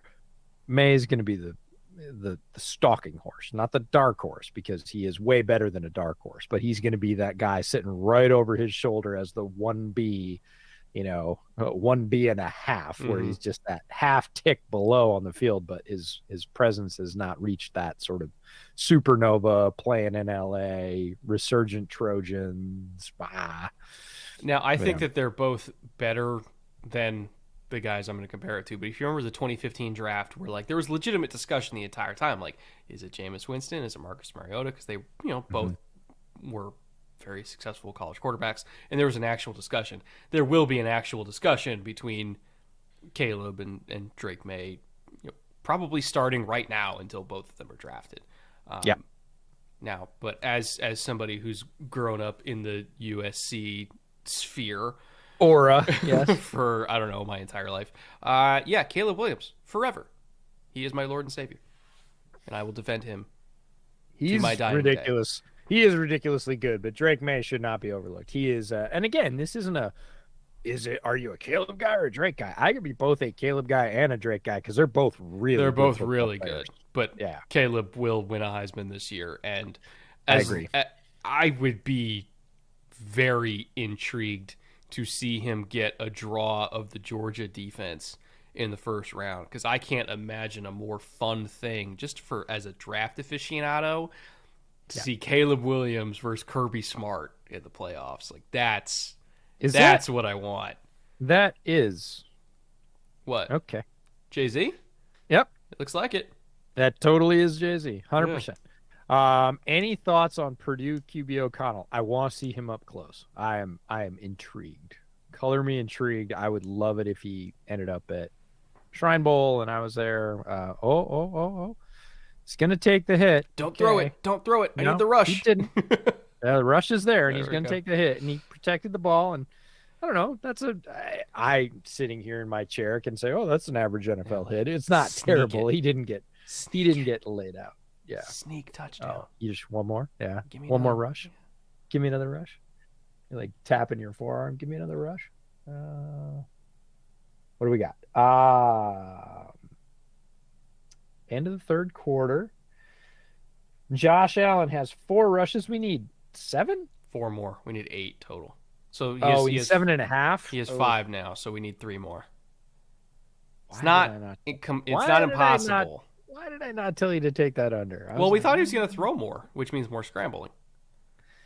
Yeah, and he's been really disciplined, and good for him. It's better for the Bills that we lose this slip. Put it that way. We are all hoping those media credentials for the semifinals say USC UGA. Damn straight.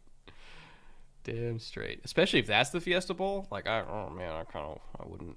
Yeah, you kind of want to go to that. Yeah. Sam Hartman, a better Taylor Heineke. Okay, I'll give you that. Taylor Heineke's a pro. Starting quarterback.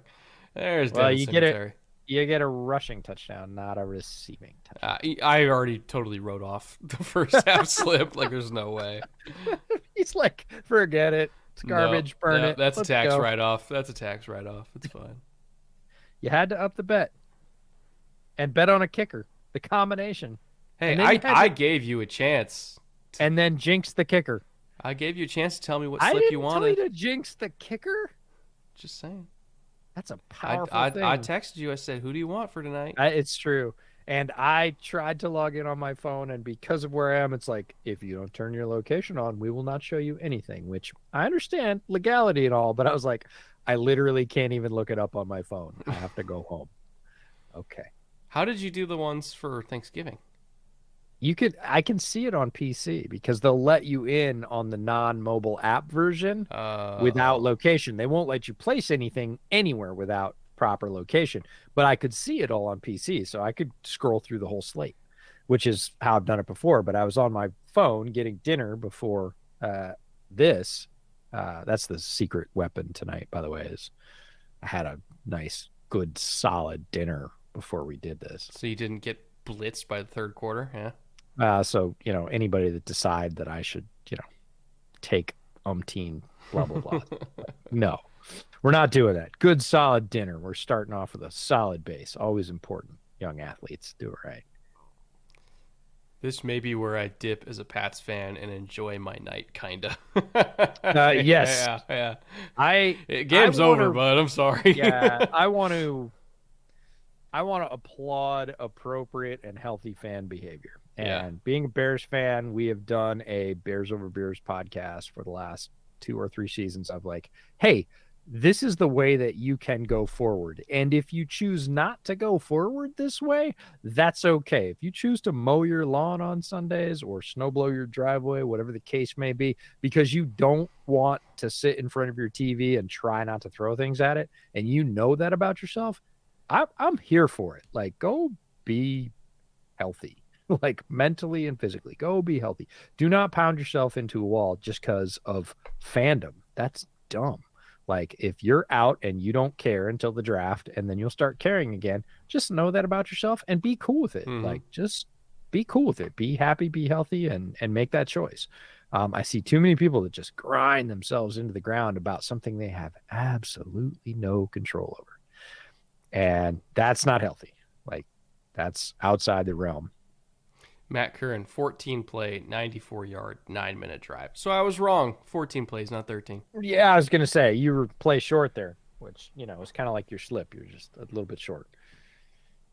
Yeah, as soon as they ran it and then threw a stick route, I was like, yeah, this is a clock drive. This is a clock drive. This is a clock drive. But I don't hate it, I don't hate it. You notice how when we were winning big on Thanksgiving, yes, they were all my picks, and it was our slip. And now that you're losing badly, it's your slip. Hey, man. It's a very I'm like a quarterback, Like, when we win, it's because of the team. When we lose, it's because of me. I'm the anti-Zach Wilson. You're like some quarterbacks, I was going to say. Brett's reminder to buy a DiCaprio Boodle jersey. Yes, that's right. I still got to do that. You did. I did promise to do that. You made that bet. Oh my goodness! I forgot about that. I know that's good long memory from a very Oh, solid set of bootleggers fans. don't forget anything. No, ever. They have the memories of elephants, and I love that about them. It's the best. I truly do. We were talking about Thanksgiving stuff this week. Obviously, it came up multiple times, and both in last week's podcast and this week's podcast. Uh, I'm deeply, deeply thankful for our audience. Like, y'all are smart. You're engaged. You have powered us to great heights. We would not be here without you. I am deeply, deeply thankful for the bootleg audience. You all are awesome. And the Spotify playlist thing for the year came out this week. You know, how many minutes have people listened to? And people putting up all these absurd stats. I was like, oh my God, that person listened to like 90 hours of my voice this year. Like, what And in didn't the get world? tired of it. And kept coming back and is thanking me for it, which is insane to me. It's incredible. And I'm, ooh, that didn't look good. I'm incredibly thankful for the bootleg audience. Y'all kill it. You support us all in so many ways. We get to meet some of you. One of the gals that we met, who is a diehard bootleg fan, and we met her at SoFi this year. She walked all the way across the stadium, literally all the way across the stadium, as far as you can go. Yeah. to come meet us and say what the bootleg meant to her and how it had helped her become a better football fan and all that. She put up her Spotify playlist this week, and it just was such a reminder to me that there are so many people out there for that one that we meet. There are hundreds of other folks out there that feel the same way and just don't have that opportunity. And it's super duper duper cool. So shout out to all of you and major thanks. And if you're going to be around Kansas City, roughly the last weekend of April, let me know. Yeah, because we're going to be there for the draft. Yeah. I don't know. I mean, I don't know what our Super Bowl plans are, but I know our draft plans. And our draft plans are be in the general Kansas City area. We're working on it. We actually have now. We have more irons in the fire than that. We're farther along in planning in very anti-bootleg fashion, I should say. But no, I think we'll probably be at the Super Bowl, not the game itself necessarily, but we will be in and around the Super Bowl general vicinity the week of. Yeah, watched every preview twice, and you gave us $2 to tell us that. That's bootleg in a nutshell. That's insane. So, was devotion. it for gambling or fantasy, or did we, or did you fall asleep to our voice? Because Bengal, Bengal keyed me in on, like, that's the key to success on YouTube is if people fall asleep to you, that's when you really start making money. Oh my goodness. It's funny because when I'm on the road, usually for bootleg, either traveling to your house or to a game or whatever, like both kids at one point or another will ask my wife to put on the podcast so they can go sleep to Dad and Brett's voice. Some people I fall asleep to like video game streamers. Really? Like, yeah, like I used to fall asleep to like, Family Guy or Archer or something like that, but like now I'll just throw on like somebody doing, like a ranked tournament on like Total War Warhammer and fall asleep to it. And it puts me out like within 20 minutes. I swear to God. That's amazing. And they're like 8-hour streams. So I wake up and they're just wrapping up the stream when I wake up. And I was like, okay, we'll see you tomorrow. They're 8-hour streams. I think our streams are long. And then you're like, oh, they're 8-hour streams. And I'm like, oh, and they take no break. Like they're fucking machines. Oh my God. They are. Yeah. That's ridiculous.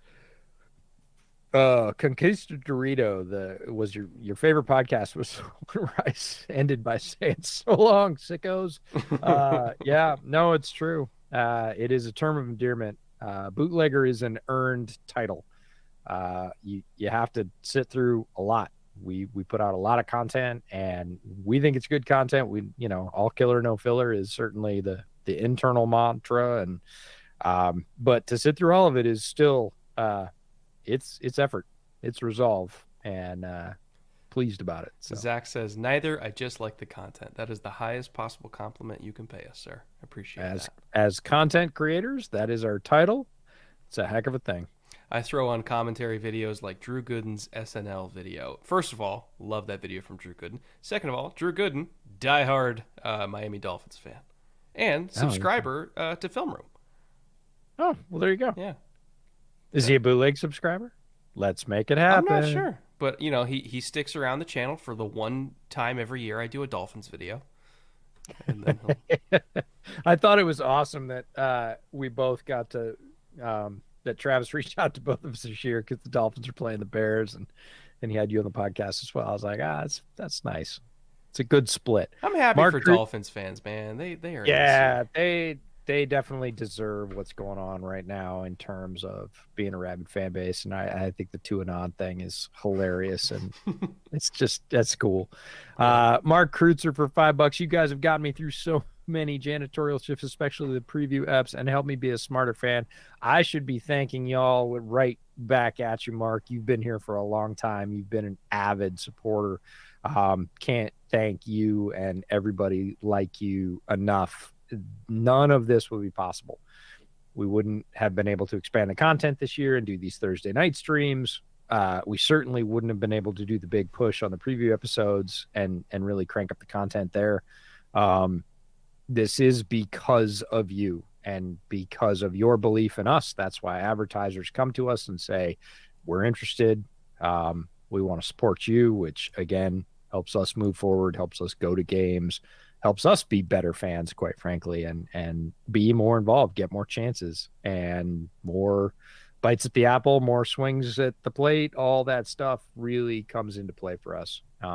And we're excited about the ones we've gotten. I thought the super chat at the beginning of this stream that sort of said, congrats on 2022. Here are some of your big milestones, was awesome. And it is a reminder that we're going to keep driving, and that next year we would love to tell you what we have in store.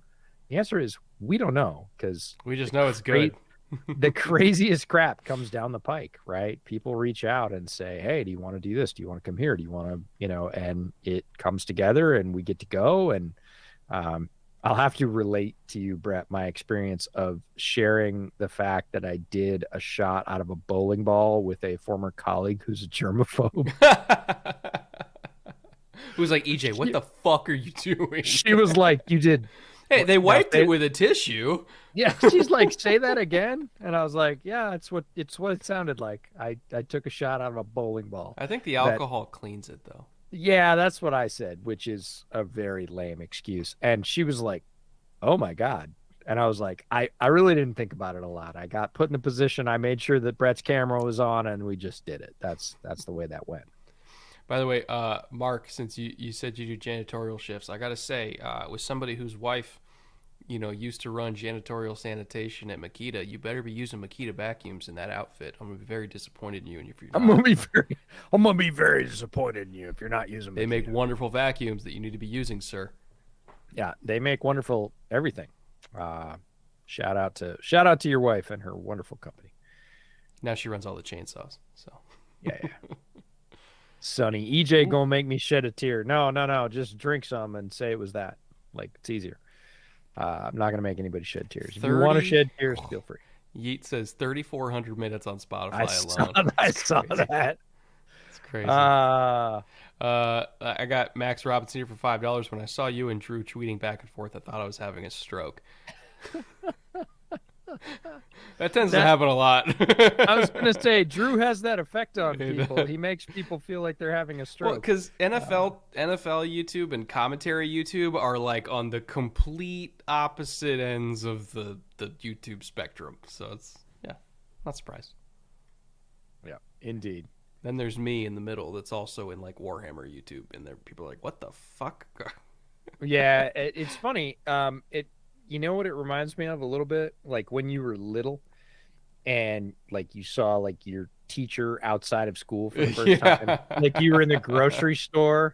I remember I think I was probably a kindergartner, and my kindergarten teacher was my kind of neighbor. They lived about half mile down the road. And I saw, Mrs. Robinson in the store, like buying lettuce. And I was like, Mom, she's buying food. What is she doing? She's teaching. She's like, she has to eat. Like, what do you think? No, they don't. No. Just lives in school in a cage and comes out when the kids show up? Like, no. I mean, when, and so when we as football commentators have other interests or You know, people see, stuff I've done previously that had nothing to do with football, and they're like, "Wait, what? You lived in blank, or you ride mountain bikes, or whatever it is." It's like, yes, fully rounded person here. Have other interests. It's true. Nikki just texted me. It So I've been doing this thing lately. can only be good. So we've been culturing her because she didn't watch a whole lot of movies growing up. So Mm, she missed a lot of different movies. So of course. last week she saw The Matrix for the first time, knowing Whew. absolutely nothing about what it was about. Yeah. Red Like pill, blue pill. liked it Here a you lot. go. She's like, "Oh, that's what that means." It's like, "Well, there you go." Um, saw My Cousin Vinny for the first time. The Utes, the two The Utes. Utes. And then she just texted me right now. She's like, I have never seen Pulp Fiction, so I think that's her way of saying that's next on the list. So Okay. Pulp Fiction, complete head twister for me. I love the shifted perspective view as a film student. Like, it is one of my first big time experiences, like in the theater. Didn't know a whole lot about it because that's the way it was in the old days. You didn't get 75 previews for a movie and see the whole thing before you got there. Like, you heard, oh, new Quentin Tarantino film, and wow, there's a lot of kind of like sort of 70s throwback culture images. I wonder what this is about. And you show up and you're like, oh, okay. I didn't fully expect that, but the fact that it was cut timeline, right? hmm That it wasn't sequential. And oh yeah, that had an impact. I was like, all right, this is dope. yeah, it's a different. It's different than most other Tarantino movies. By like Tarantino has a Very style, much but so. it's a very different movie. Yeah, he's become a bit of a caricature of himself in his later films, and he sort of feels like he has to live up to the Tarantino. He Ishness, has to yeah. he has to make a film that feels like people think Tarantino films should be like. But Pulp Fiction was not that, and ton of great performances, and just a mind blower of a movie from a construction standpoint. Nick and Beck says Nick and I need to spend more time together. Yeah, it's funny. Same. Beck has a very similar bent in that she did not have a lot of pop culture growing up, and so me, I quote movies all the time and make pop culture references, and she's like, "What?" I'm like, "What do you mean, what?" Like, You haven't seen what? Goodfellas? Yeah, I don't think she has actually. Oh well, that's your Uh, project. There you go. well, no, she doesn't watch a ton of movies either. She, some, but again, yeah, maybe we'll put together a bootleg movie list at some point. There Put you that go. out to the Patreon or something because that would be fun.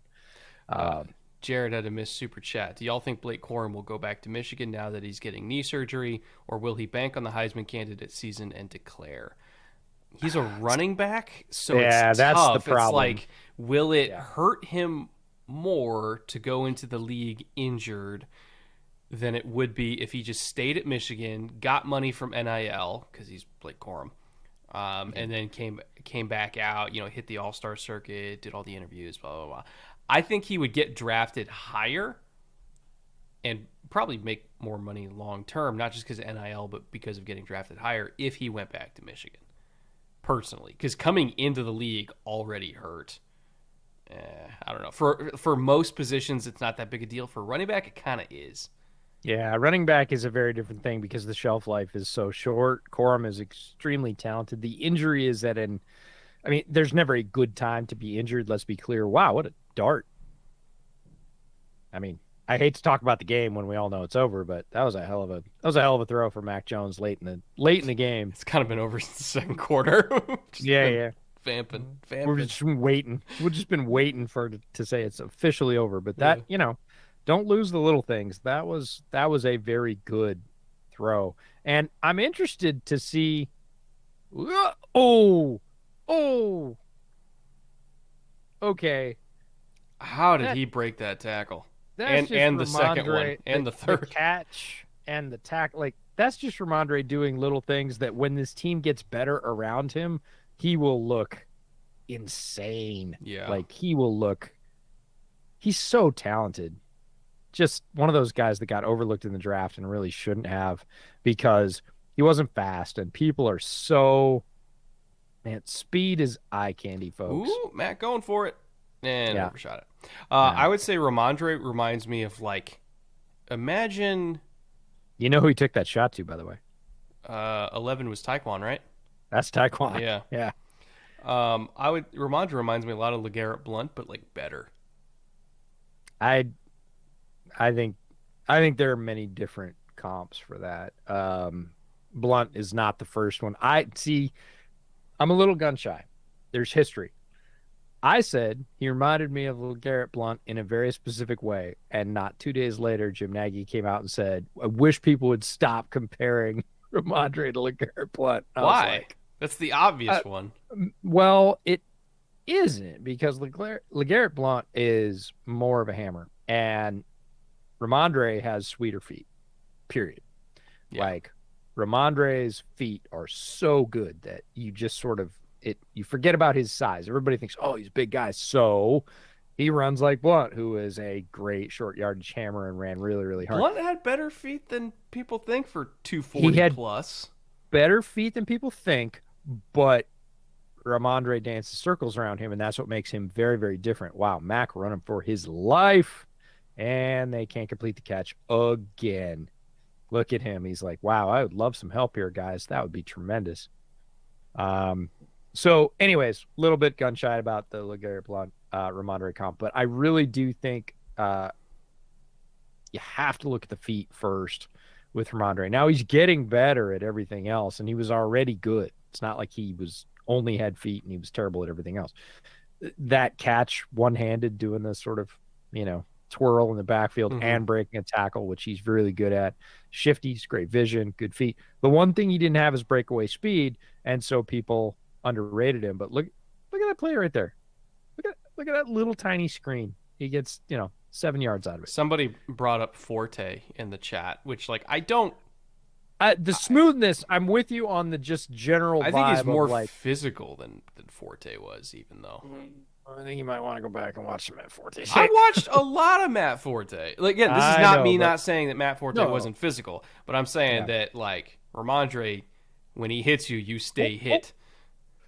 Yeah, I think he does less of that than people think. He is not a battering ram. He is a dancer, and he is a hell of a good dancer. And the Forte comp there, I like because of that, because of the smoothness, because of the way that Forte avoided people just sort of effortlessly, the grace that Forte had. And I see a lot of that grace in Ramondre. So that's where I would say they're most similar. When I on my modern running back, it's like, okay, who's the Forte who compares modern? Dalvin reminds me a lot of Forte. Yeah, I can see it. I can see it. Which I mean, they're both fucking amazing. So yeah, sounds about right. Yeah.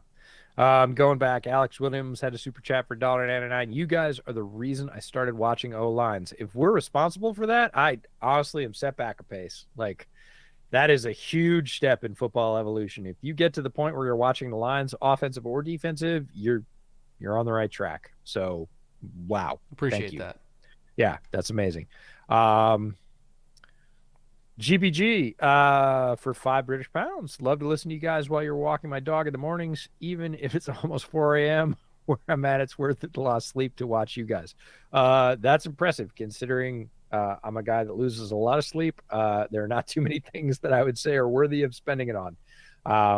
That's pretty darn cool as well. What kind of dogs? You can tell us in the chat because, hey, I'm a dog person.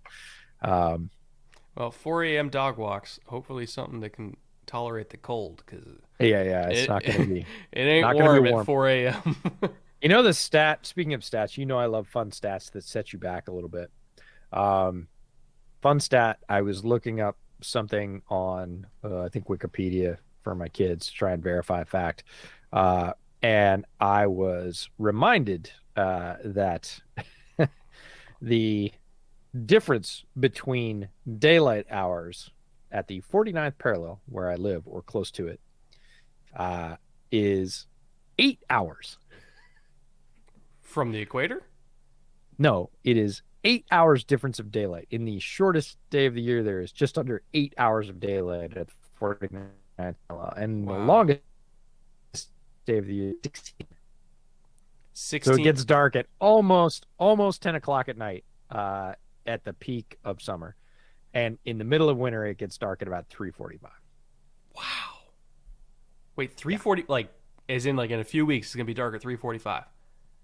No, it's dark at 4 o'clock right now. God, no wonder everybody's depressed up there. Yeah. It's, well, everybody that lives here through the winter, maybe, but if you live here in the summer, you're just the happiest person on earth. What was that? Uh, What was that? 30 Days of Night. You ever watch that? yeah. Where it's up in Yeah. Alaska and the vampires. Uh-huh. It's great, great, like a classic, like early 2000s Josh Hartnett movie.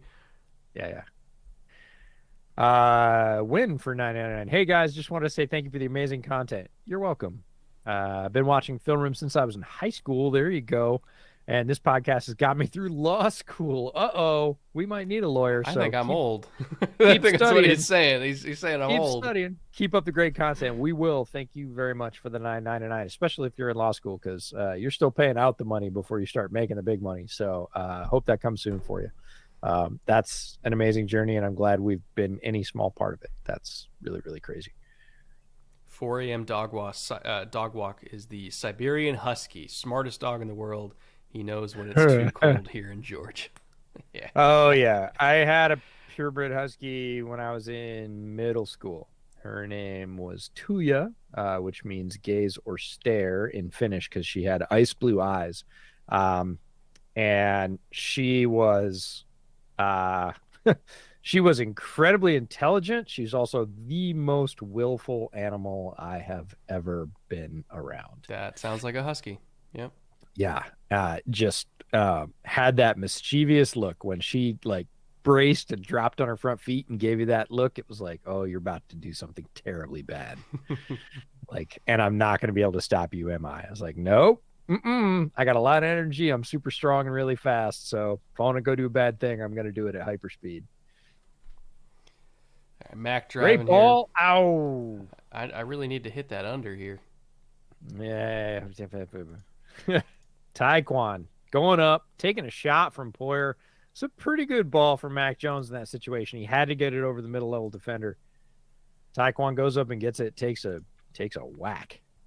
So I need 16 yards from Allen, and I need I think I'm good on Mac, but I need 16 yards from Allen on this next drive. Ramondre, and what could have been right there.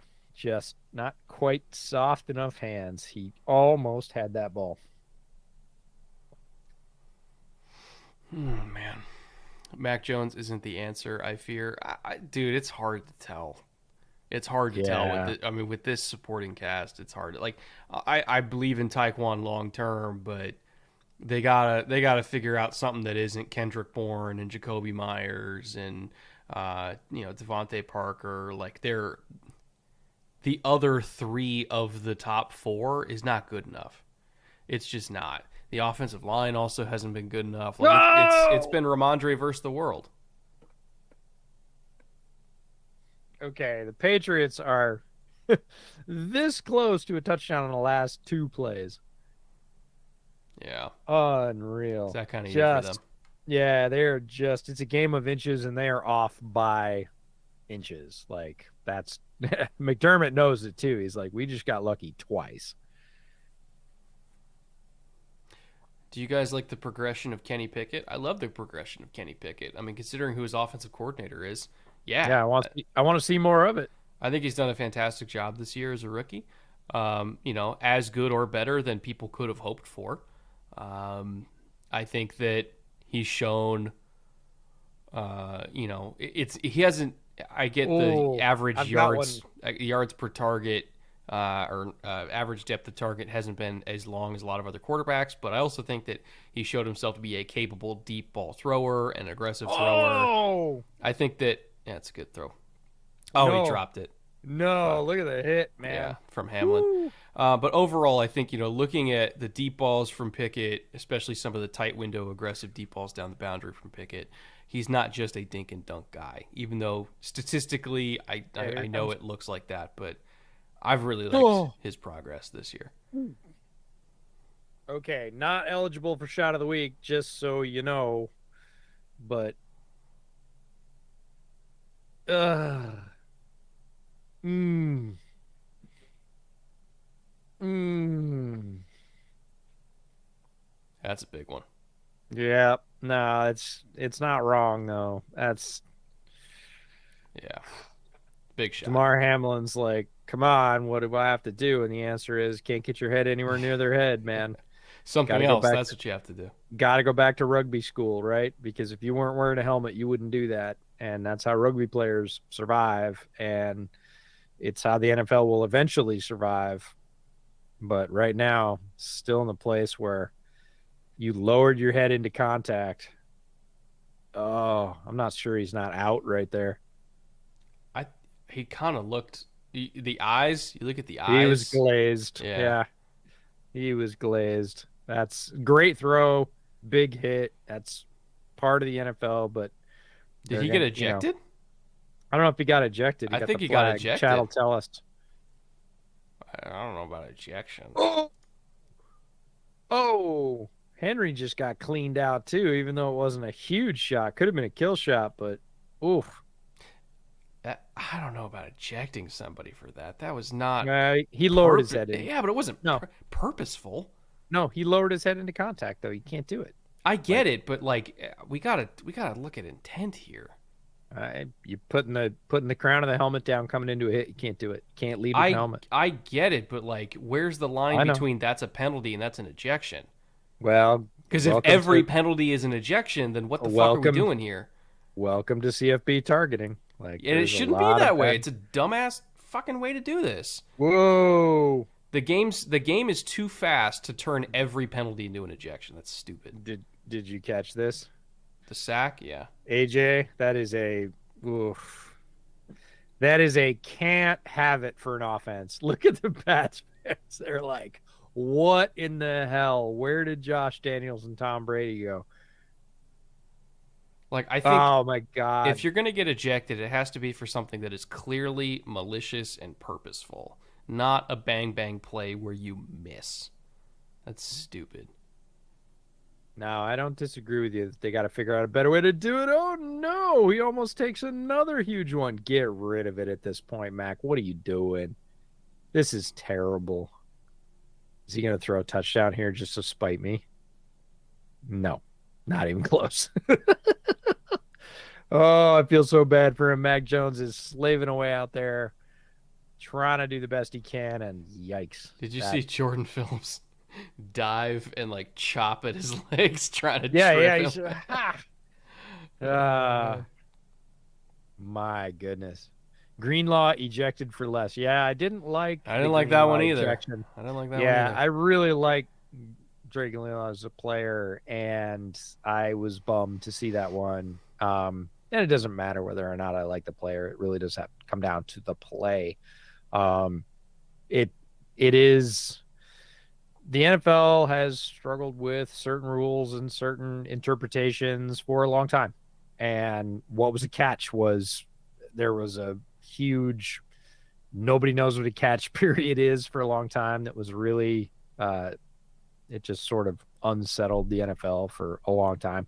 Seems like we've gotten past that one, and now the sort of focus is shifting to was there an intent? Did they try and injure? How do we interpret this head down? Because the other thing is offensive players are supposed to be called for it too. And they're And not. they never are. Like Never. a running back goes around the corner, lowers his head as a battering ram, puts it into the solar plexus of the defender, bangs him over. We all go, oh, it's amazing. But a defender does the same thing, and he led with the helmet, and now he's penalized and or ejected. So there has to be some adjustment. It's not great. Do we end up with the wrong call sometimes? We do.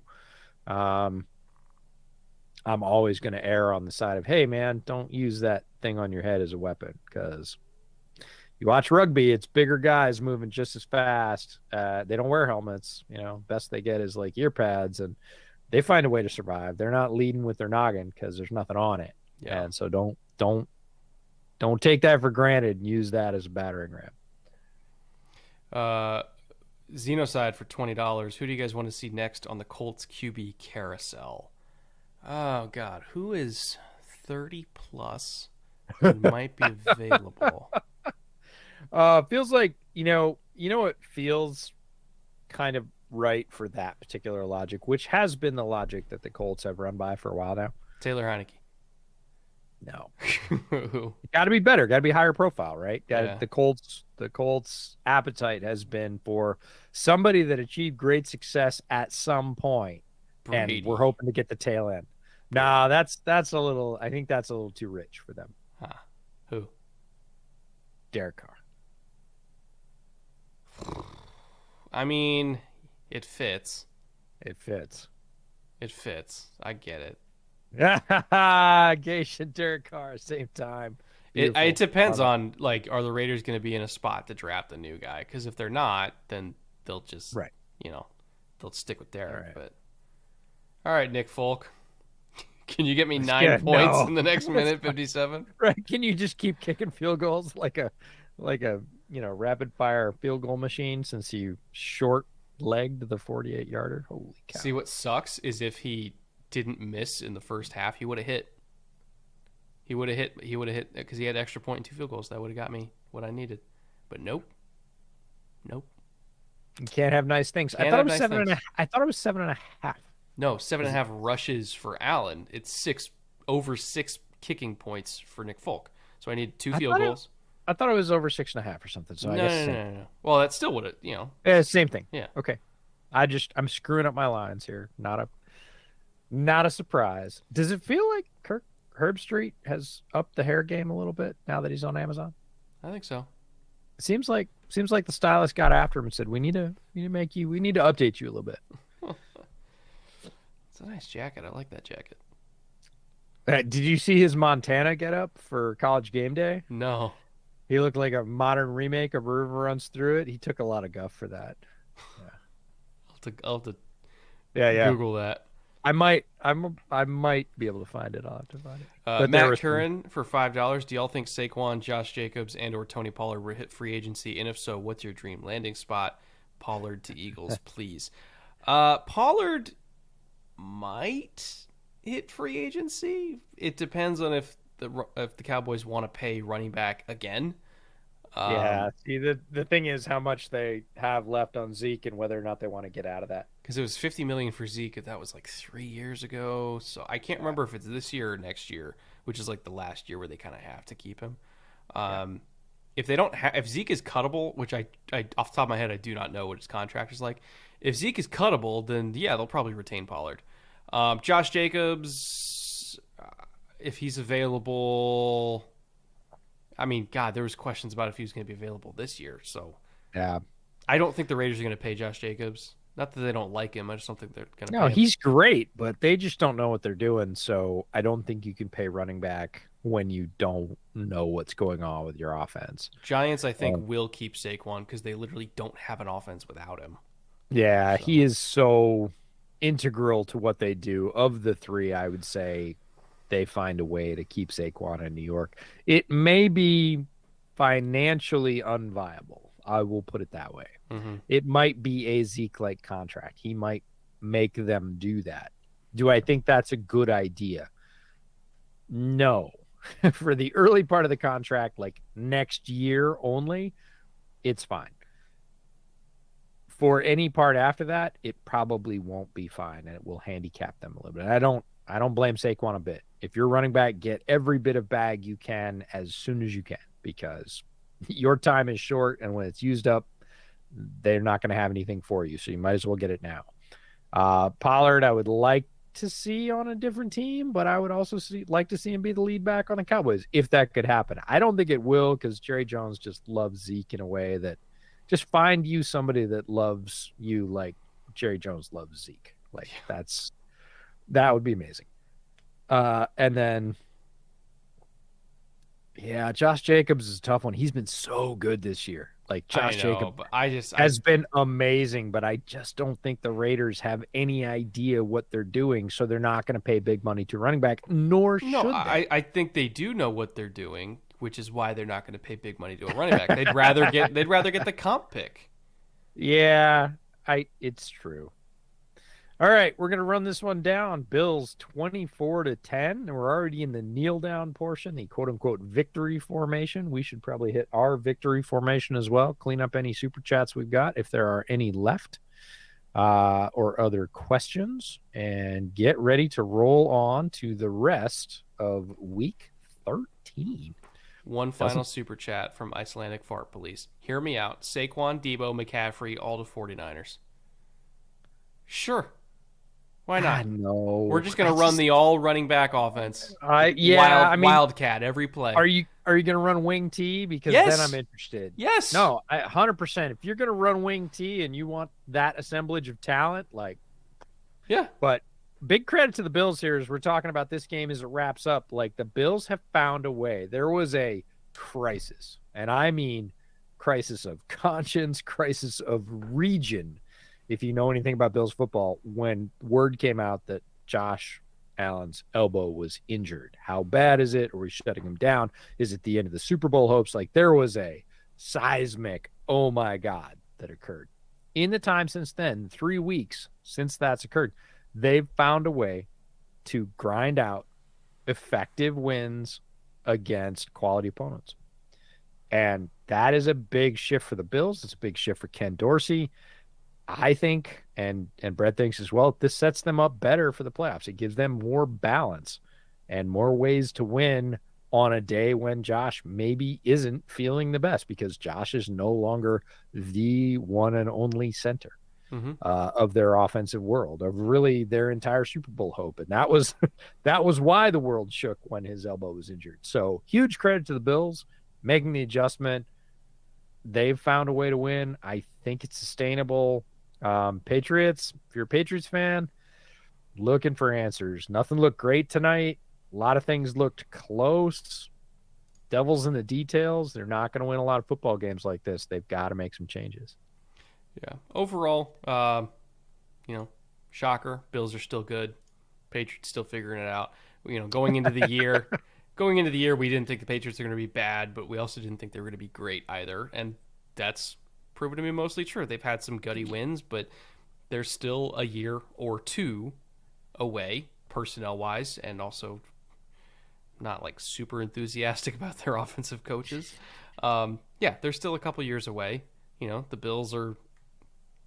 I like that the Bills are finally, establishing an identity that isn't Josh do everything. So this is probably one of the more encouraging wins I've seen for Buffalo this year, because Josh didn't have to do it. It's literally just hand the ball off, have him make 4 to 5 throws, play good defense, wrap it up, go home. Like, you can win a Super Bowl like that. You can't win a Super Bowl with Josh just doing everything by himself. So, I'm encouraged. Overall, good performance for Buffalo. We'll be back here next week. I think it's Raiders-Rams next Thursday. Ooh, I haven't looked. Let me check. Yeah, it is Raiders-Rams. So yeah, Raiders at Rams. I fully expect a complete and utter shit show. So, come drink with us and try to get through that nightmare together. Brett, you got 0 for 5. You got shut out on your slip. Not my best night. How'd you do on the second half?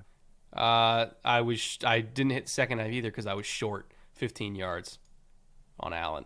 So okay, so we're not our best night. Not our best night. We're taking our just desserts. We're gonna lick our wounds and come back next week and play with more house money from our Thanksgiving win. But tonight was not our night. We will not bet on kickers. We will not bet on kickers. No. That's our lesson. Yes. All right. Thank you, everybody, for watching. We'll be back early next week with another pod and then another stream. And we love you, and we'll see you soon. Take care.